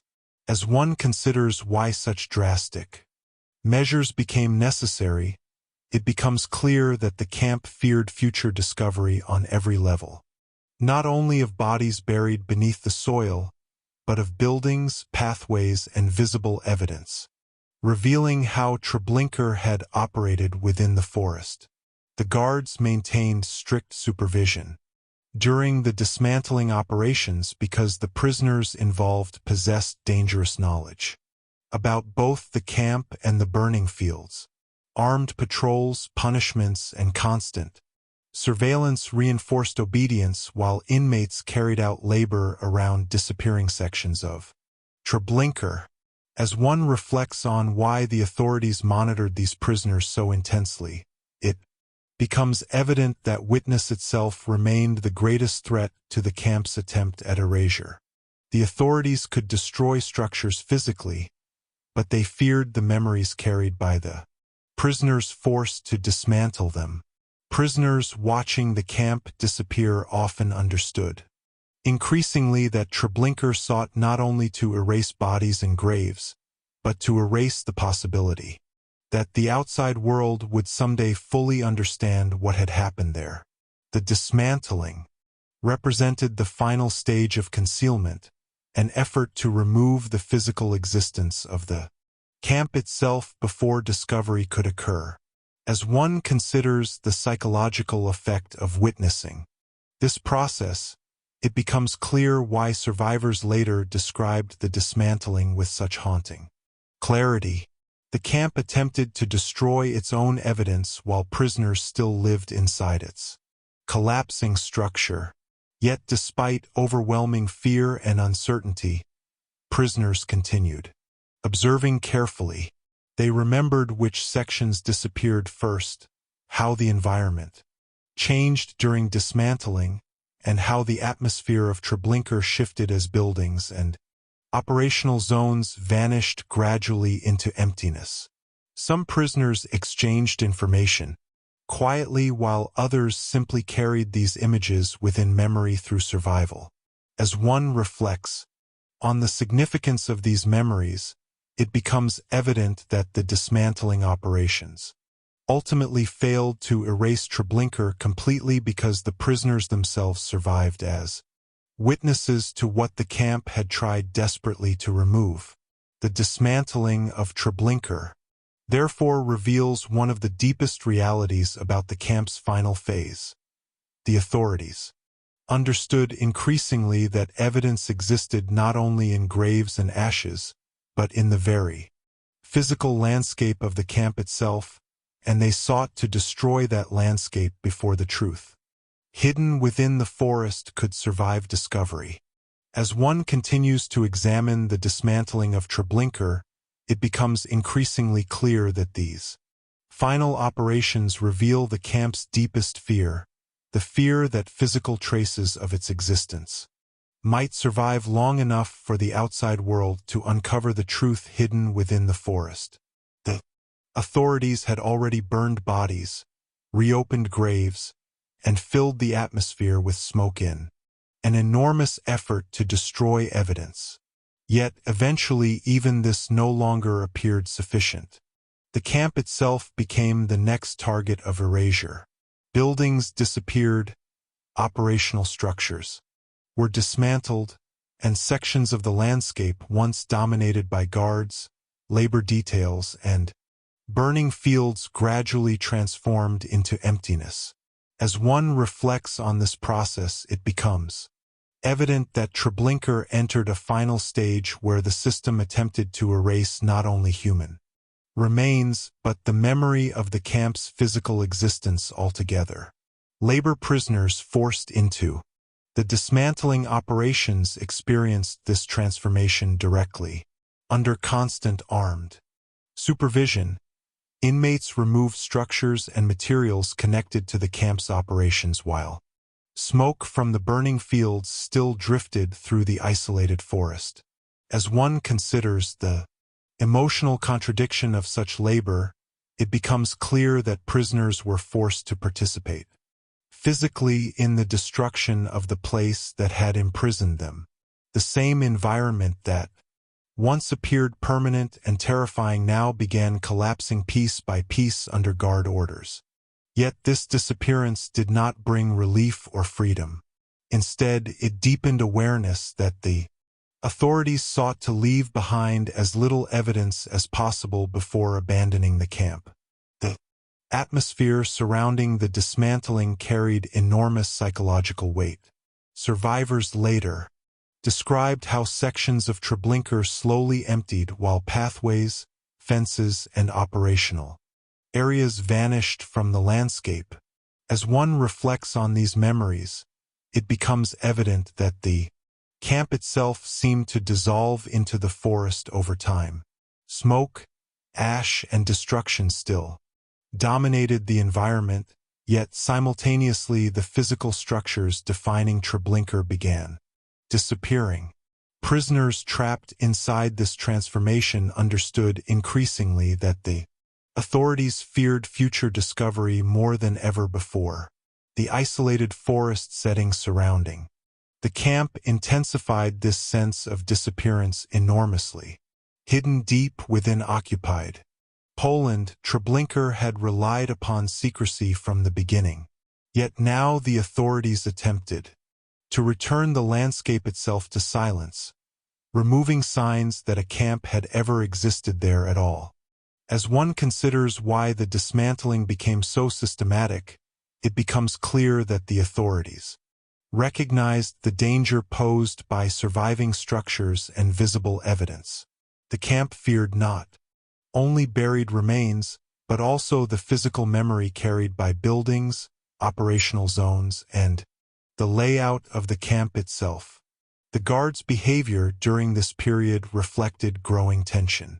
Within the system, armed patrols supervised prisoners closely while punishments and intimidation enforced silence around the dismantling operations. Labor inmates involved in these final stages possessed dangerous knowledge because they had witnessed both the burning fields and the destruction of the camp itself. As one reflects on why supervision remained so strict, it becomes evident that the authorities feared testimony as much as material evidence. The prisoners surviving inside Treblinka carried memory that no dismantling operation could completely erase. Yet despite overwhelming fear, prisoners continued observing carefully. They remembered how the environment changed during dismantling, how operational areas disappeared, and how the camp itself gradually transformed into a landscape of absence. Some inmates exchanged information quietly while others carried these images silently through survival. As one considers the significance of these memories, it becomes clear that the dismantling of Treblinka ultimately failed in one essential way. The authorities could remove structures physically, but they could not entirely destroy human witness to what had happened there. The dismantling operations also reveal something deeply important about Treblinka's final objective. The camp no longer sought merely to conceal evidence beneath the earth or destroy it through fire. It attempted to erase its own existence from history and geography together. Buildings disappeared, graves were destroyed, smoke drifted across the forest, and the landscape itself was altered in an effort to make future understanding impossible. Ultimately, the dismantling of Treblinka reveals one of the most haunting truths about the camp.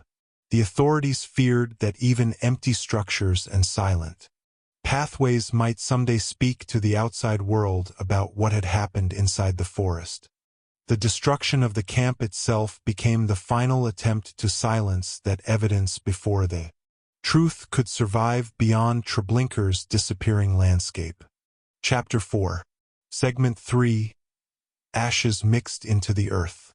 As one continues deeper into understanding the final stages of Treblinka extermination camp, it becomes increasingly clear that one of the most haunting aspects of the camp's destruction involved the attempt to blend the remains of the burning operations directly into the earth itself. The authorities had already reopened graves, burned bodies in enormous open-air fire, dismantled sections of the camp in a desperate effort to erase evidence hidden within the forest. Yet even after the flames consumed the burial fields, the fear of surviving traces remained. Ashes, bone fragments, and the physical remains left behind by the burning operations still connected the landscape to what had happened there.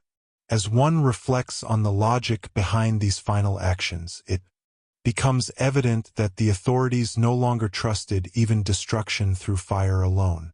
They sought to scatter and bury the remains so completely within the soil that Treblinka itself would appear to vanish into the landscape without leaving behind visible proof of the crimes committed. Their labor prisoners forced into these operations occupied one of the most psychologically devastating positions inside the camp. Under armed supervision, inmates worked among ashes and remains spread across sections of the former burning fields while guards enforced relentless labor through intimidation and violence. Prisoners were forced to move material left behind by the fires and help alter the appearance of the ground itself as the camp authorities attempted to conceal evidence within the soil. As one considers the emotional burden carried by these prisoners, it becomes clear that they witnessed the final stage of Treblinka's attempt at erasure, the effort to merge destruction directly into the earth so that the forest would eventually appear untouched. The atmosphere surrounding these operations remained overwhelming physically and emotionally. Smoke still lingered across the isolated landscape while ash covered pathways, labor zones, and sections of dismantled campgrounds. The fires had transformed enormous areas of Treblinka into landscapes coated in gray residue while the authorities continued searching for ways to eliminate visible traces from the environment. As one reflects on these scenes, it becomes evident that the camp itself appeared trapped within endless cycles of destruction. Burial had failed to hide the evidence completely. Fire had failed to eliminate all traces. Now the earth itself became the final target of concealment as the authorities attempted to absorb the remains into the landscape permanently. The isolated forest settings surrounding Treblinka intensified the haunting nature of these operations enormously. Hidden deep within occupied Poland, the camp already existed within a landscape chosen for secrecy and isolation. Yet by the final stages, the authorities appeared determined to make the forest itself conceal what had happened there. As one considers why such measures became necessary, it becomes clear that the camp feared not only physical evidence but also future memory connected to the location itself. The authorities hoped that if the remains disappeared into the soil, Treblinka might eventually become only silent forest once again. The guards supervised these operations aggressively because the labor prisoners involved possessed dangerous knowledge about the burning fields and dismantling process. Armed patrols monitored work details continuously while punishments reinforced obedience around areas where ashes and remains were scattered into the earth. As one reflects on this atmosphere of fear and surveillance, it becomes evident that the authorities feared witness more than ever during these final stages. The prisoners had seen the graves reopened, the fires operating endlessly, the camp dismantled, and now the remains being blended into the landscape itself. Yet despite overwhelming exhaustion and trauma, prisoners continued observing carefully. Survivors later remembered how ash covered the ground and how the camp authorities altered sections of the landscape in an effort to remove visible signs of the burning operations. Some prisoners exchanged information quietly while others carried these images within memory through survival. As one considers the importance of these memories, it becomes clear that the authorities ultimately failed to erase Treblinka completely because the prisoners themselves became living testimony to what the camp had attempted to hide within the earth. The attempt to mix ashes into the soil also reveals something deeply unsettling about Treblinka's final objective. The camp no longer sought only to conceal death. It sought to erase the boundary between the destruction and the landscape itself. The earth beneath the forest became part of the concealment process as the authorities attempted to transform evidence into something invisible and inseparable from the ground. Ultimately, ashes mixed into the earth reveal one of the darkest truths about Treblinka. The authorities feared that even after the fires ended, the remains scattered across the camp might still someday reveal the reality hidden within the forest. The final effort to bury ashes within the soil emerged from that fear, a desperate attempt to make the evidence disappear so completely that Treblinka itself would fade into silence beneath the earth. As one continues to examine the ashes mixed into the earth at Treblinka, it becomes increasingly clear that these final operations represented the ultimate stage in the camp's attempt to erase itself physically from history. The authorities had already destroyed graves, burned bodies in massive fires, and dismantled sections of the camp hidden within the forest. Yet, even after such enormous destruction, the remains left behind still connected the landscape to the reality of what had happened there. Ash, fragments, and traces from the burning fields covered sections of the camp grounds while smoke drifted across the isolated environment. As one reflects on the authorities' growing obsession with concealment, it becomes evident that they feared the land itself might someday expose the truth buried within Treblinka. Labor prisoners forced into these operations endured overwhelming psychological and physical suffering. Under armed guard supervision, inmates worked across areas transformed by fire while the authorities attempted to scatter and conceal the remains left behind by the burning operations. The prisoners had already witnessed reopened graves, endless fires, and dismantling of camp structures. Now they watched as the final traces were pushed into the soil itself. As one considers what it meant to participate in such labor, it becomes clear that these prisoners occupied a horrifying position within the final collapse of Treblinka. They saw directly how desperately the authorities wanted the camp to disappear from the earth completely. The atmosphere surrounding these operations remained deeply unsettling. Ash covered sections of the landscape while smoke and dust still lingered above former burning grounds. The camp no longer resembled the organized system of fences, labor areas, and burial pits that had once defined Treblinka. Instead, it appeared fragmented and unstable, a landscape being physically erased piece by piece before the prisoners' eyes. As one reflects on these scenes, it becomes evident that the destruction extended beyond bodies or buildings alone. The authorities sought to erase the visible memory of the camp itself from the environment surrounding the forest.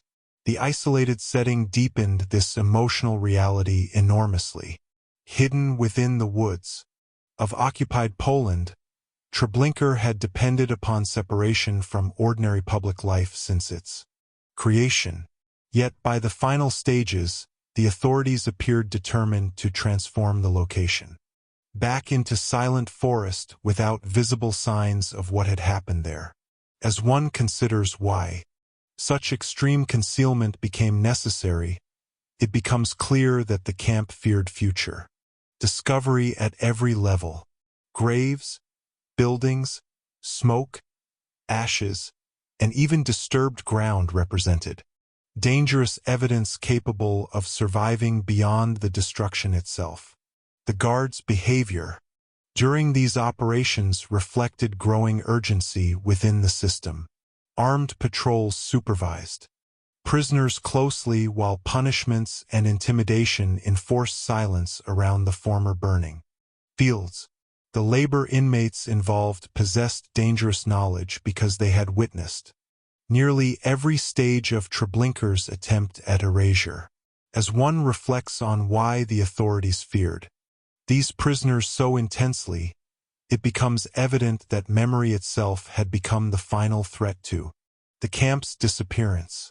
Yet despite everything, prisoners continued remembering details about the ashes, the altered landscape, and the endless efforts to conceal the remains within the earth. Survivors later described how the ground itself seemed permanently changed by the burning operations and final concealment efforts. Some prisoners understood clearly that the authorities. Chapter 5. Segment 1. Survivors who remembered the burning fields. As one reaches the final chapter examining the burning fields of Treblinka extermination camp, it becomes increasingly clear that despite every effort to erase evidence through burial, fire, dismantling, and concealment within the earth itself, the memory of what happened inside the camp survived through the prisoners who witnessed it. The authorities believed the fires would destroy proof permanently. They reopened graves, burned bodies in enormous operations, dismantled camp structures, and scattered ashes into the forest soil, hoping Treblinka would disappear from history entirely. Yet survivors carried the memory of the burning fields beyond the destruction itself. As one reflects on this reality, it becomes evident that the camp failed in its deepest objective because human witness survived the flames. The prisoners who endured labor beside the fires remembered the smoke, the ash, the endless burning, and the atmosphere surrounding Treblinka with extraordinary emotional clarity long after the camp itself vanished. physically from the forest. Many survivors later explained that the burning fields remained impossible to forget because the operations transformed every aspect of life inside the camp. The smoke drifted continuously across labor zones and barracks while ash settled over pathways, clothing, and prisoners' bodies. Flames illuminated the night sky while guards supervised endless labor beneath floodlights and armed patrols. As one considers how completely the fires dominated the environment surrounding Treblinka, it becomes clear why these memories endured so powerfully. Prisoners did not experience the burning operations as isolated moments alone. They lived inside an atmosphere shaped entirely by smoke, destruction, fear, and exhaustion. Survivors remembered the physical conditions surrounding the fires in painful detail. Labor prisoners forced into the burning operations worked beside enormous flames while weakened by starvation, sleep, deprivation, and terror. Guards shouted commands continuously while smoke filled the air and heat spread across the labor fields. As one reflects on the sensory reality of such conditions, it becomes evident why memory attached itself so deeply to the burning fields. The fires were experienced not only visually, but physically through smell, heat, exhaustion, and constant exposure to destruction surrounding every hour of daily survival. The isolated forest setting surrounding Treblinka also remained deeply connected to survivors' memories. Hidden within woods far from ordinary civilian life, the camp often felt emotionally separated from the outside world entirely. Yet during the burning operations, smoke rising above the forest transformed the landscape into visible evidence of the destruction unfolding within the camp. As one considers the emotional impact of witnessing these scenes, it becomes clear that survivors carried memory not only of the fires themselves, but of the haunting contradiction surrounding them. The authorities tried desperately to conceal Treblinka while simultaneously filling the forest atmosphere with smoke and ash impossible for prisoners inside the camp to ignore. Survivors also remembered the growing desperation visible within the camp authorities during the final stages of Treblinka's operation. The reopening of graves, continuous burning, dismantling of structures, and concealment of ashes revealed increasing fear that evidence might survive discovery. As one reflects on these actions, it becomes evident that prisoners understood increasingly that the camp sought not merely to destroy bodies, but to erase all visible trace that Treblinka had ever existed. Yet the prisoners themselves became the greatest failure of that attempt at erasure because they carried witness beyond the camp. The guards feared labor prisoners working near the fires, precisely because these inmates had seen too much. Armed patrols supervised them constantly, while punishments and intimidation enforced silence around the burning fields. Yet despite brutal conditions, prisoners continued observing and remembering details about the operations. Some exchanged information quietly while others carried memory internally through survival itself. As one considers the significance of this witness, it becomes clear that Treblinka ultimately could not destroy the truth completely because survivors preserved the reality of the burning fields within testimony and memory afterward. Many survivors later explained that ordinary life after liberation never fully erased the atmosphere of the camp from their minds. Certain smells, smoke, or nighttime fires could suddenly reconnect them emotionally to Treblinka because memory remained attached to sensory experience formed during the burning operations.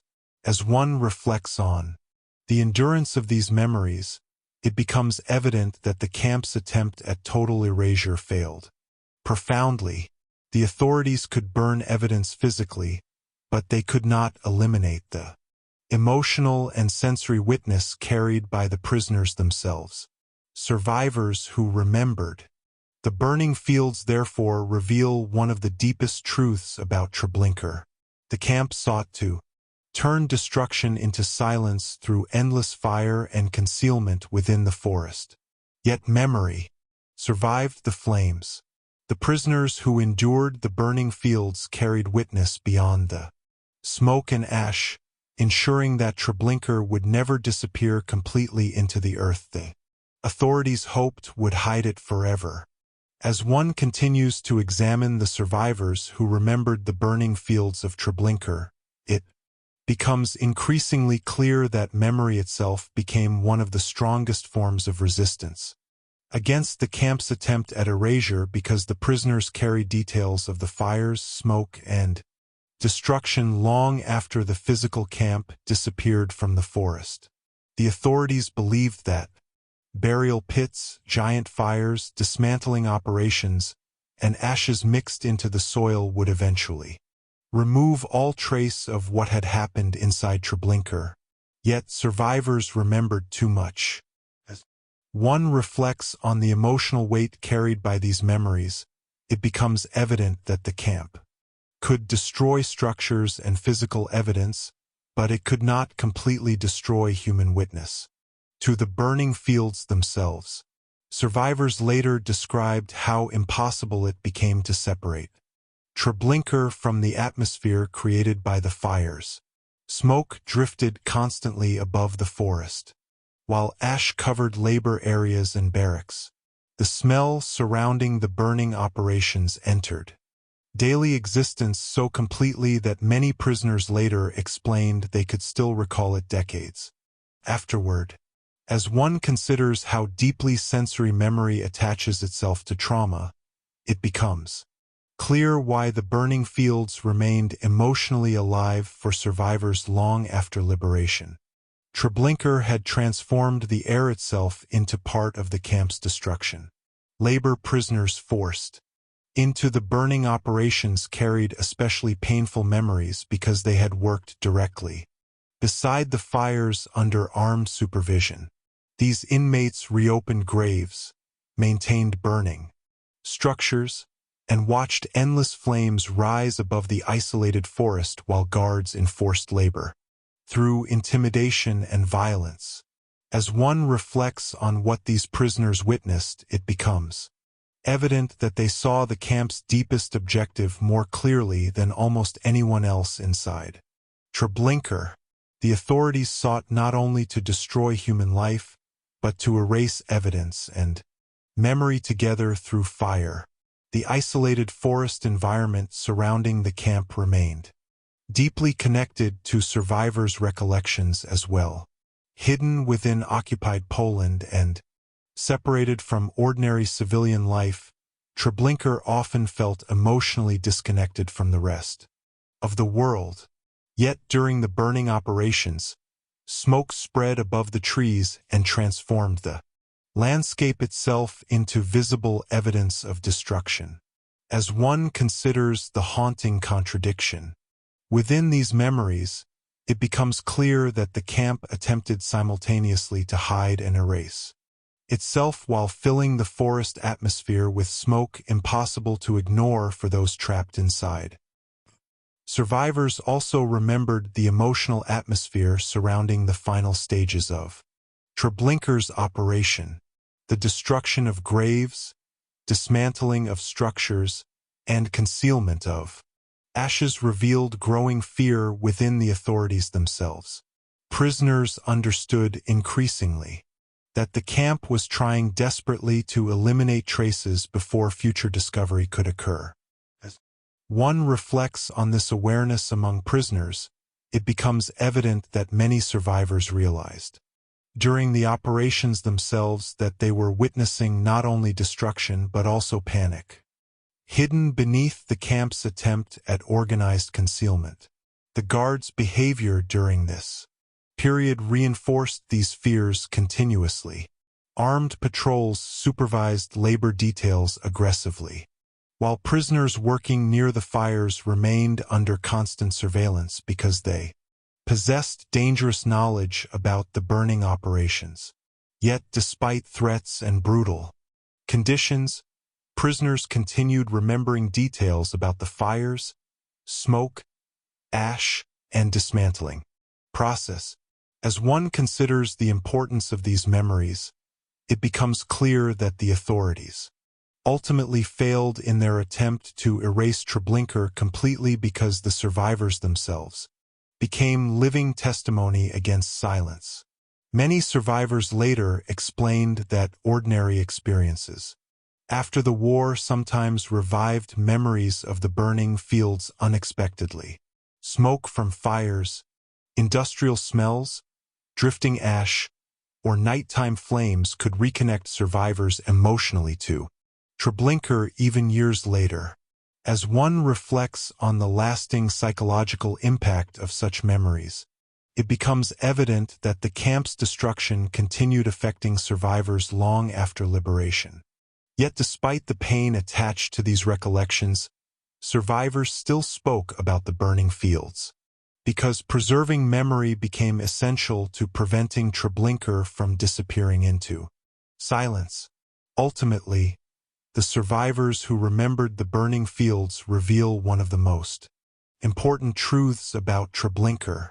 The camp attempted to erase itself through burial, fire, dismantling, and concealment within the earth. Yet the memory carried by survivors endured.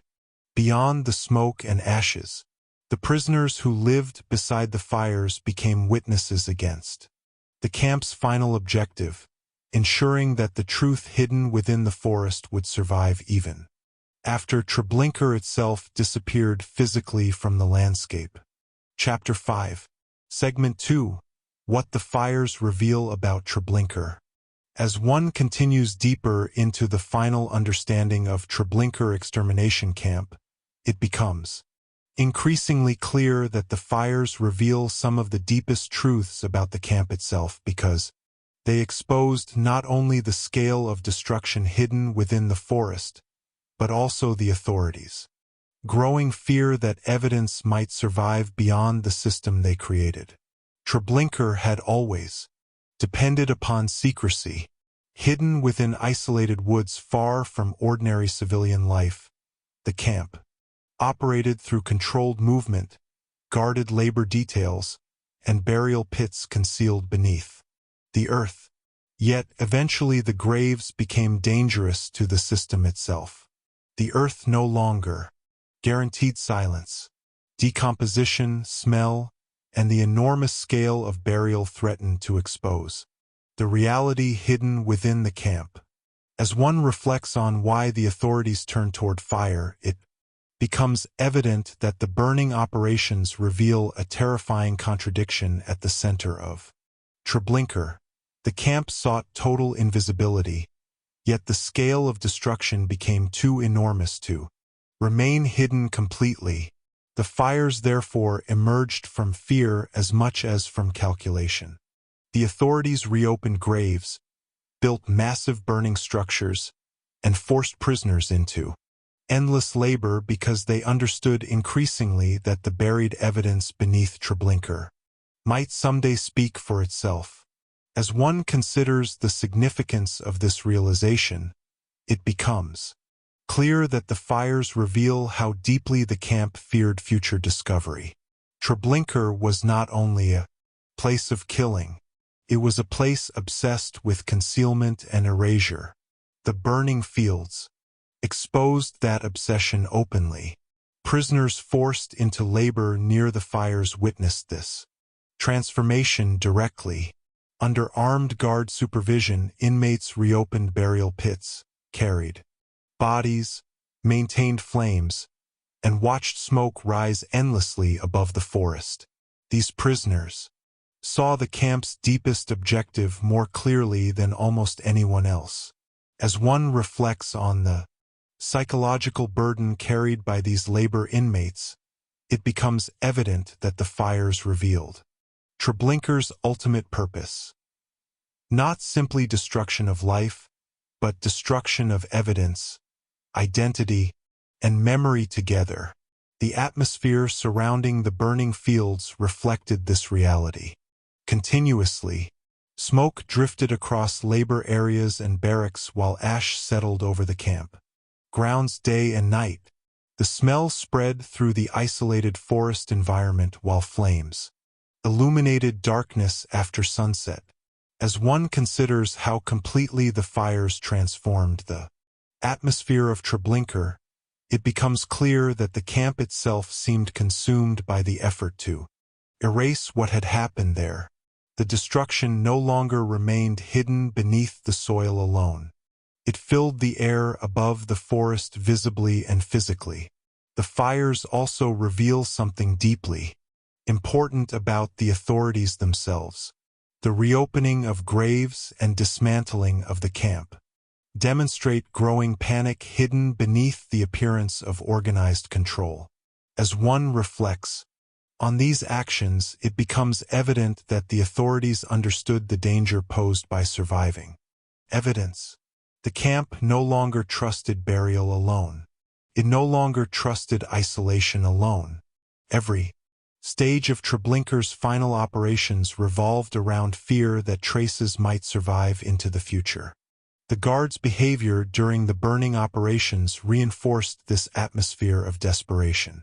Armed patrols supervised labor prisoners aggressively while punishments and intimidation enforced silence around the fires. Prisoners working near the burning fields possessed dangerous knowledge because they had seen directly the attempt to destroy evidence. As one considers why the authorities feared witness so intensely, it becomes clear that memory itself had become a threat to the camp's disappearance. Yet despite endless efforts at concealment, the fires reveal another truth about Treblinka. Complete erasure proved impossible. The smoke rising above the forest became visible evidence of the destruction unfolding within the camp. The prisoners forced into the burning operations carried witness within memory itself.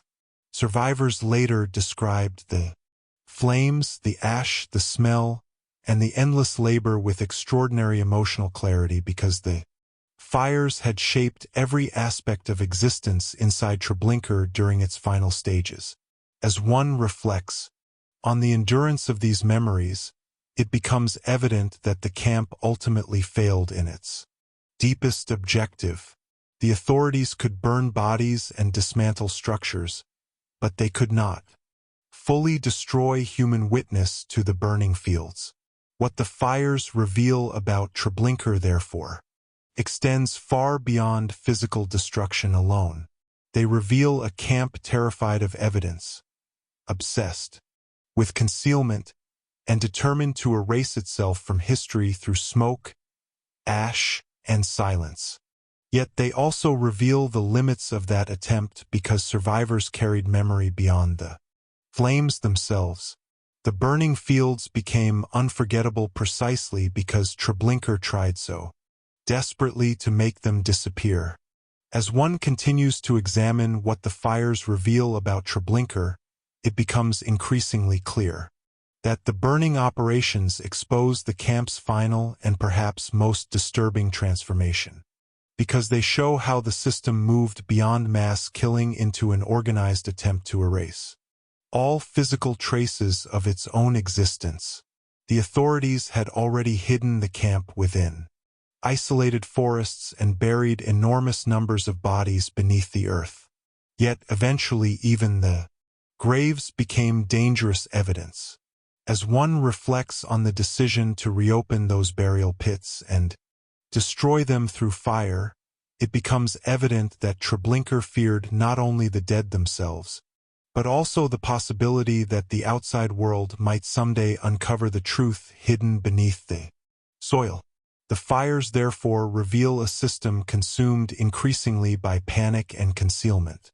Prisoners forced into labor around the burning fields witnessed this fear directly. Under constant guard supervision, inmates worked beside enormous flames while carrying bodies, maintaining burning structures, and enduring smoke-filled air beneath endless exhaustion. As one considers the emotional reality of such labor, it becomes clear that these prisoners saw Treblinka at its most revealing stage. The camp no longer attempted quietly to hide evidence beneath the earth. Openly consumed itself through fire, dismantling, and destruction visible across the isolated landscape. The atmosphere surrounding the burning fields reveals something essential about how Treblinka changed emotionally during its final stages. Smoke spread endlessly through the forest, while ash settled across labor areas, barracks, and pathways. Nighttime flames illuminated the woods while guards patrolled the burning grounds beneath floodlights and drifting smoke. As one reflects on these scenes, it becomes evident that the camp itself seemed transformed into an environment built entirely around erasure. Destruction filled the air physically, emotionally, and psychologically. The fires also reveal the extraordinary scale of the authorities' fear regarding surviving evidence. The dismantling of structures, destruction of graves, and concealment of ashes demonstrate that the camp no longer trusted silence or isolation alone to protect its secrets. As one considers why such enormous effort went into destroying traces of Treblinka itself, it becomes clear that the authorities understood the danger posed by memory and physical proof. Surviving into the future, the camp attempted to erase not only bodies but also geography, landscape, and visible history together. The isolated forest environment surrounding Treblinka deepened this contradiction enormously. Hidden far from ordinary civilian life, the camp already existed within a world separated from public visibility. Yet despite this isolation, the authorities still feared discovery.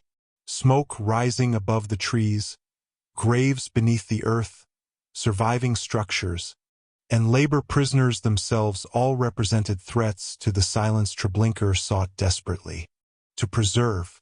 As one reflects on this atmosphere of fear, it becomes evident that the burning operations reveal a system increasingly aware of its own vulnerability to future witness. The guards' role during the burning operations also exposes the camp's obsession with secrecy. Armed patrols supervised labor details aggressively while prisoners working near the fires remained under constant surveillance because they possessed dangerous knowledge about the camp's final attempts at concealment.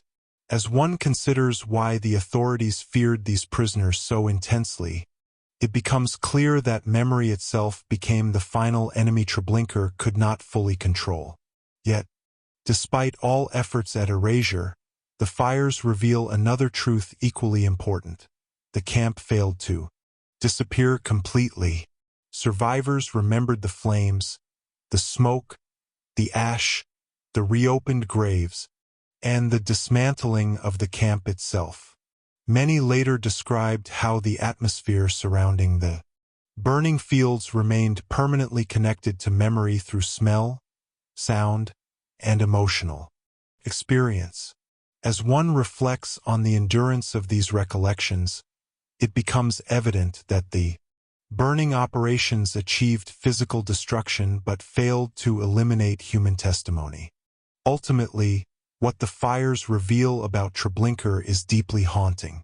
The camp attempted to transform evidence into smoke and ash, believing destruction could erase truth from history itself. Yet the prisoners forced to survive beside the burning fields carried witness beyond the forest. The fires reveal a system terrified that the world might someday learn what had happened there, and they reveal that despite every attempt at concealment, the memory of Treblinka survived the flames. Chapter 5. Segment 3. The forest that still holds the memory. As one reaches the final reflection on the burning fields of Treblinka extermination camp, it becomes increasingly clear that even after the fires faded, the graves were destroyed, and the camp itself disappeared physically from the landscape. The forest surrounding Treblinka continued, holding the memory of what had happened there. The authorities had attempted everything possible to erase the camp. They buried bodies beneath the earth, reopened the graves when burial no longer seemed sufficient, burned evidence in enormous fires, dismantled structures, scattered ashes into the soil, and attempted to return the landscape to silence. Yet, despite all these efforts, Treblinka could not fully disappear because memory survived within the people who witnessed it, and within the land where the destruction unfolded. As one reflects on this final contradiction, it becomes evident that the forest itself became connected permanently to the history the camp tried so desperately to erase. During the camp's operation, the forest surrounding Treblinka served as protection for secrecy and isolation. Hidden deep within occupied Poland and separated from ordinary civilian life, the woods helped conceal the camp from outside visibility while smoke from the burning fields drifted above the trees during the final stages of operation. Prisoners trapped inside the camp often described feeling emotionally cut off from the rest of the world, because the forest enclosed Treblinka within a hidden landscape dominated by fear, labor, smoke, and destruction. As one considers the emotional significance of this environment, it becomes clear that the forest was never simply background scenery surrounding the camp. It became part of the atmosphere of Treblinka itself. The fires transformed the forest physically and emotionally. Smoke drifted endlessly through the trees while ash settled across the ground surrounding the burning fields. Flames illuminated the woods after dark while prisoners forced into labor details worked beneath armed guard supervision beside enormous fires hidden within the isolated landscape. As one reflects on these scenes, it becomes evident that the forest absorbed the presence of the camp during its operation. The authorities hoped eventually the woods would conceal all remaining traces once Treblinka disappeared physically, but the memories connected to the landscape proved impossible to erase completely. Survivors later remembered the forest with extraordinary emotional intensity because it remained tied to nearly every aspect of life. Inside the camp, prisoners saw smoke rising through the trees, heard guards and dogs moving through forest pathways at night, and experienced the isolated silence surrounding the burning fields beyond the labor areas. As one considers how deeply environments shape traumatic memory, it becomes clear why the forest surrounding Treblinka remained unforgettable for survivors long after liberation. The landscape itself became connected to fear, exhaustion, smoke, and endless destruction. The authorities attempted to return the area to ordinary woodland after dismantling the camp. Structures disappeared, ashes were scattered into the soil, and visible evidence was removed as systematically as possible. As one reflects on these efforts, it becomes evident that the camp sought not merely concealment, but disappearance. The authorities hoped that over time the forest would erase the memory of Treblinka entirely, leaving behind only silent trees and disturbed earth hidden from public awareness. Yet the survivors who escaped carried witness beyond the forest itself. The guards feared this witness profoundly during the final stages of operation. Prisoners working near the burning fields and dismantling operations possessed dangerous knowledge about the camp's attempt at erasure. Armed supervision, punishments, and intimidation enforced silence continuously because the authorities understood that memory surviving beyond Treblinka represented the greatest threat to the camp's disappearance. As one considers why survivors' testimony became so important afterward, it becomes clear that the forest could not remain silent forever because human beings who endured the burning fields preserved what the authorities wanted forgotten. The forest also reveals something deeply haunting about Treblinka's final objective. The camp attempted to merge destruction directly into the landscape itself. Ashes mixed into the earth, dismantled structures vanished into emptiness, and the woods were expected eventually to conceal every visible trace beneath silence and time. Yet memory attached itself permanently to the location despite those efforts. As one reflects on this contradiction, it becomes evident that Treblinka failed to disappear completely because the forest itself remained tied to the history hidden within it. Ultimately, the forest that still holds the memory reveals one of the deepest truths about Treblinka. The camp believed fire, ash, and silence could erase the reality of what had happened inside the isolated woods. Yet the memories carried by survivors ensured that the landscape would never become ordinary forest again. Beneath the trees and soil remained the memory of smoke rising through darkness, endless fires burning beside labor fields, and prisoners forced to survive within a system trying desperately to erase itself from history. As one continues into the final understanding of the forest surrounding Treblinka, it becomes increasingly clear that the landscape itself stands as one of the most haunting reminders of the camp because the authorities attempted to transform the woods into a place where no visible trace of destruction would survive, yet memory remained permanently connected to the land hidden within those trees. Treblinka had been designed from the beginning around secrecy and isolation. Deep within occupied Poland, the forest protected the camp from ordinary public visibility while guards controlled movement and information inside its boundaries. Yet during the burning operations, the same woods filled with smoke drifting above the trees while flames illuminated the night sky beyond the labor fields. As one reflects on how the forest changed during these operations, it becomes evident that the landscape absorbed the physical and emotional presence of Treblinka itself. Prisoners forced into labor beside the burning fields experienced the forest not as peaceful nature, but as part of a hidden world consumed by destruction. Smoke spread through the trees continuously while ash settled across the ground and flames glowed after dark beneath drifting clouds. Guards patrolled forest pathways while barking dogs echoed through the isolated environment surrounding the camp. As one considers how overwhelming these scenes must have been, it becomes clear why survivors later remembered the forest with such painful clarity.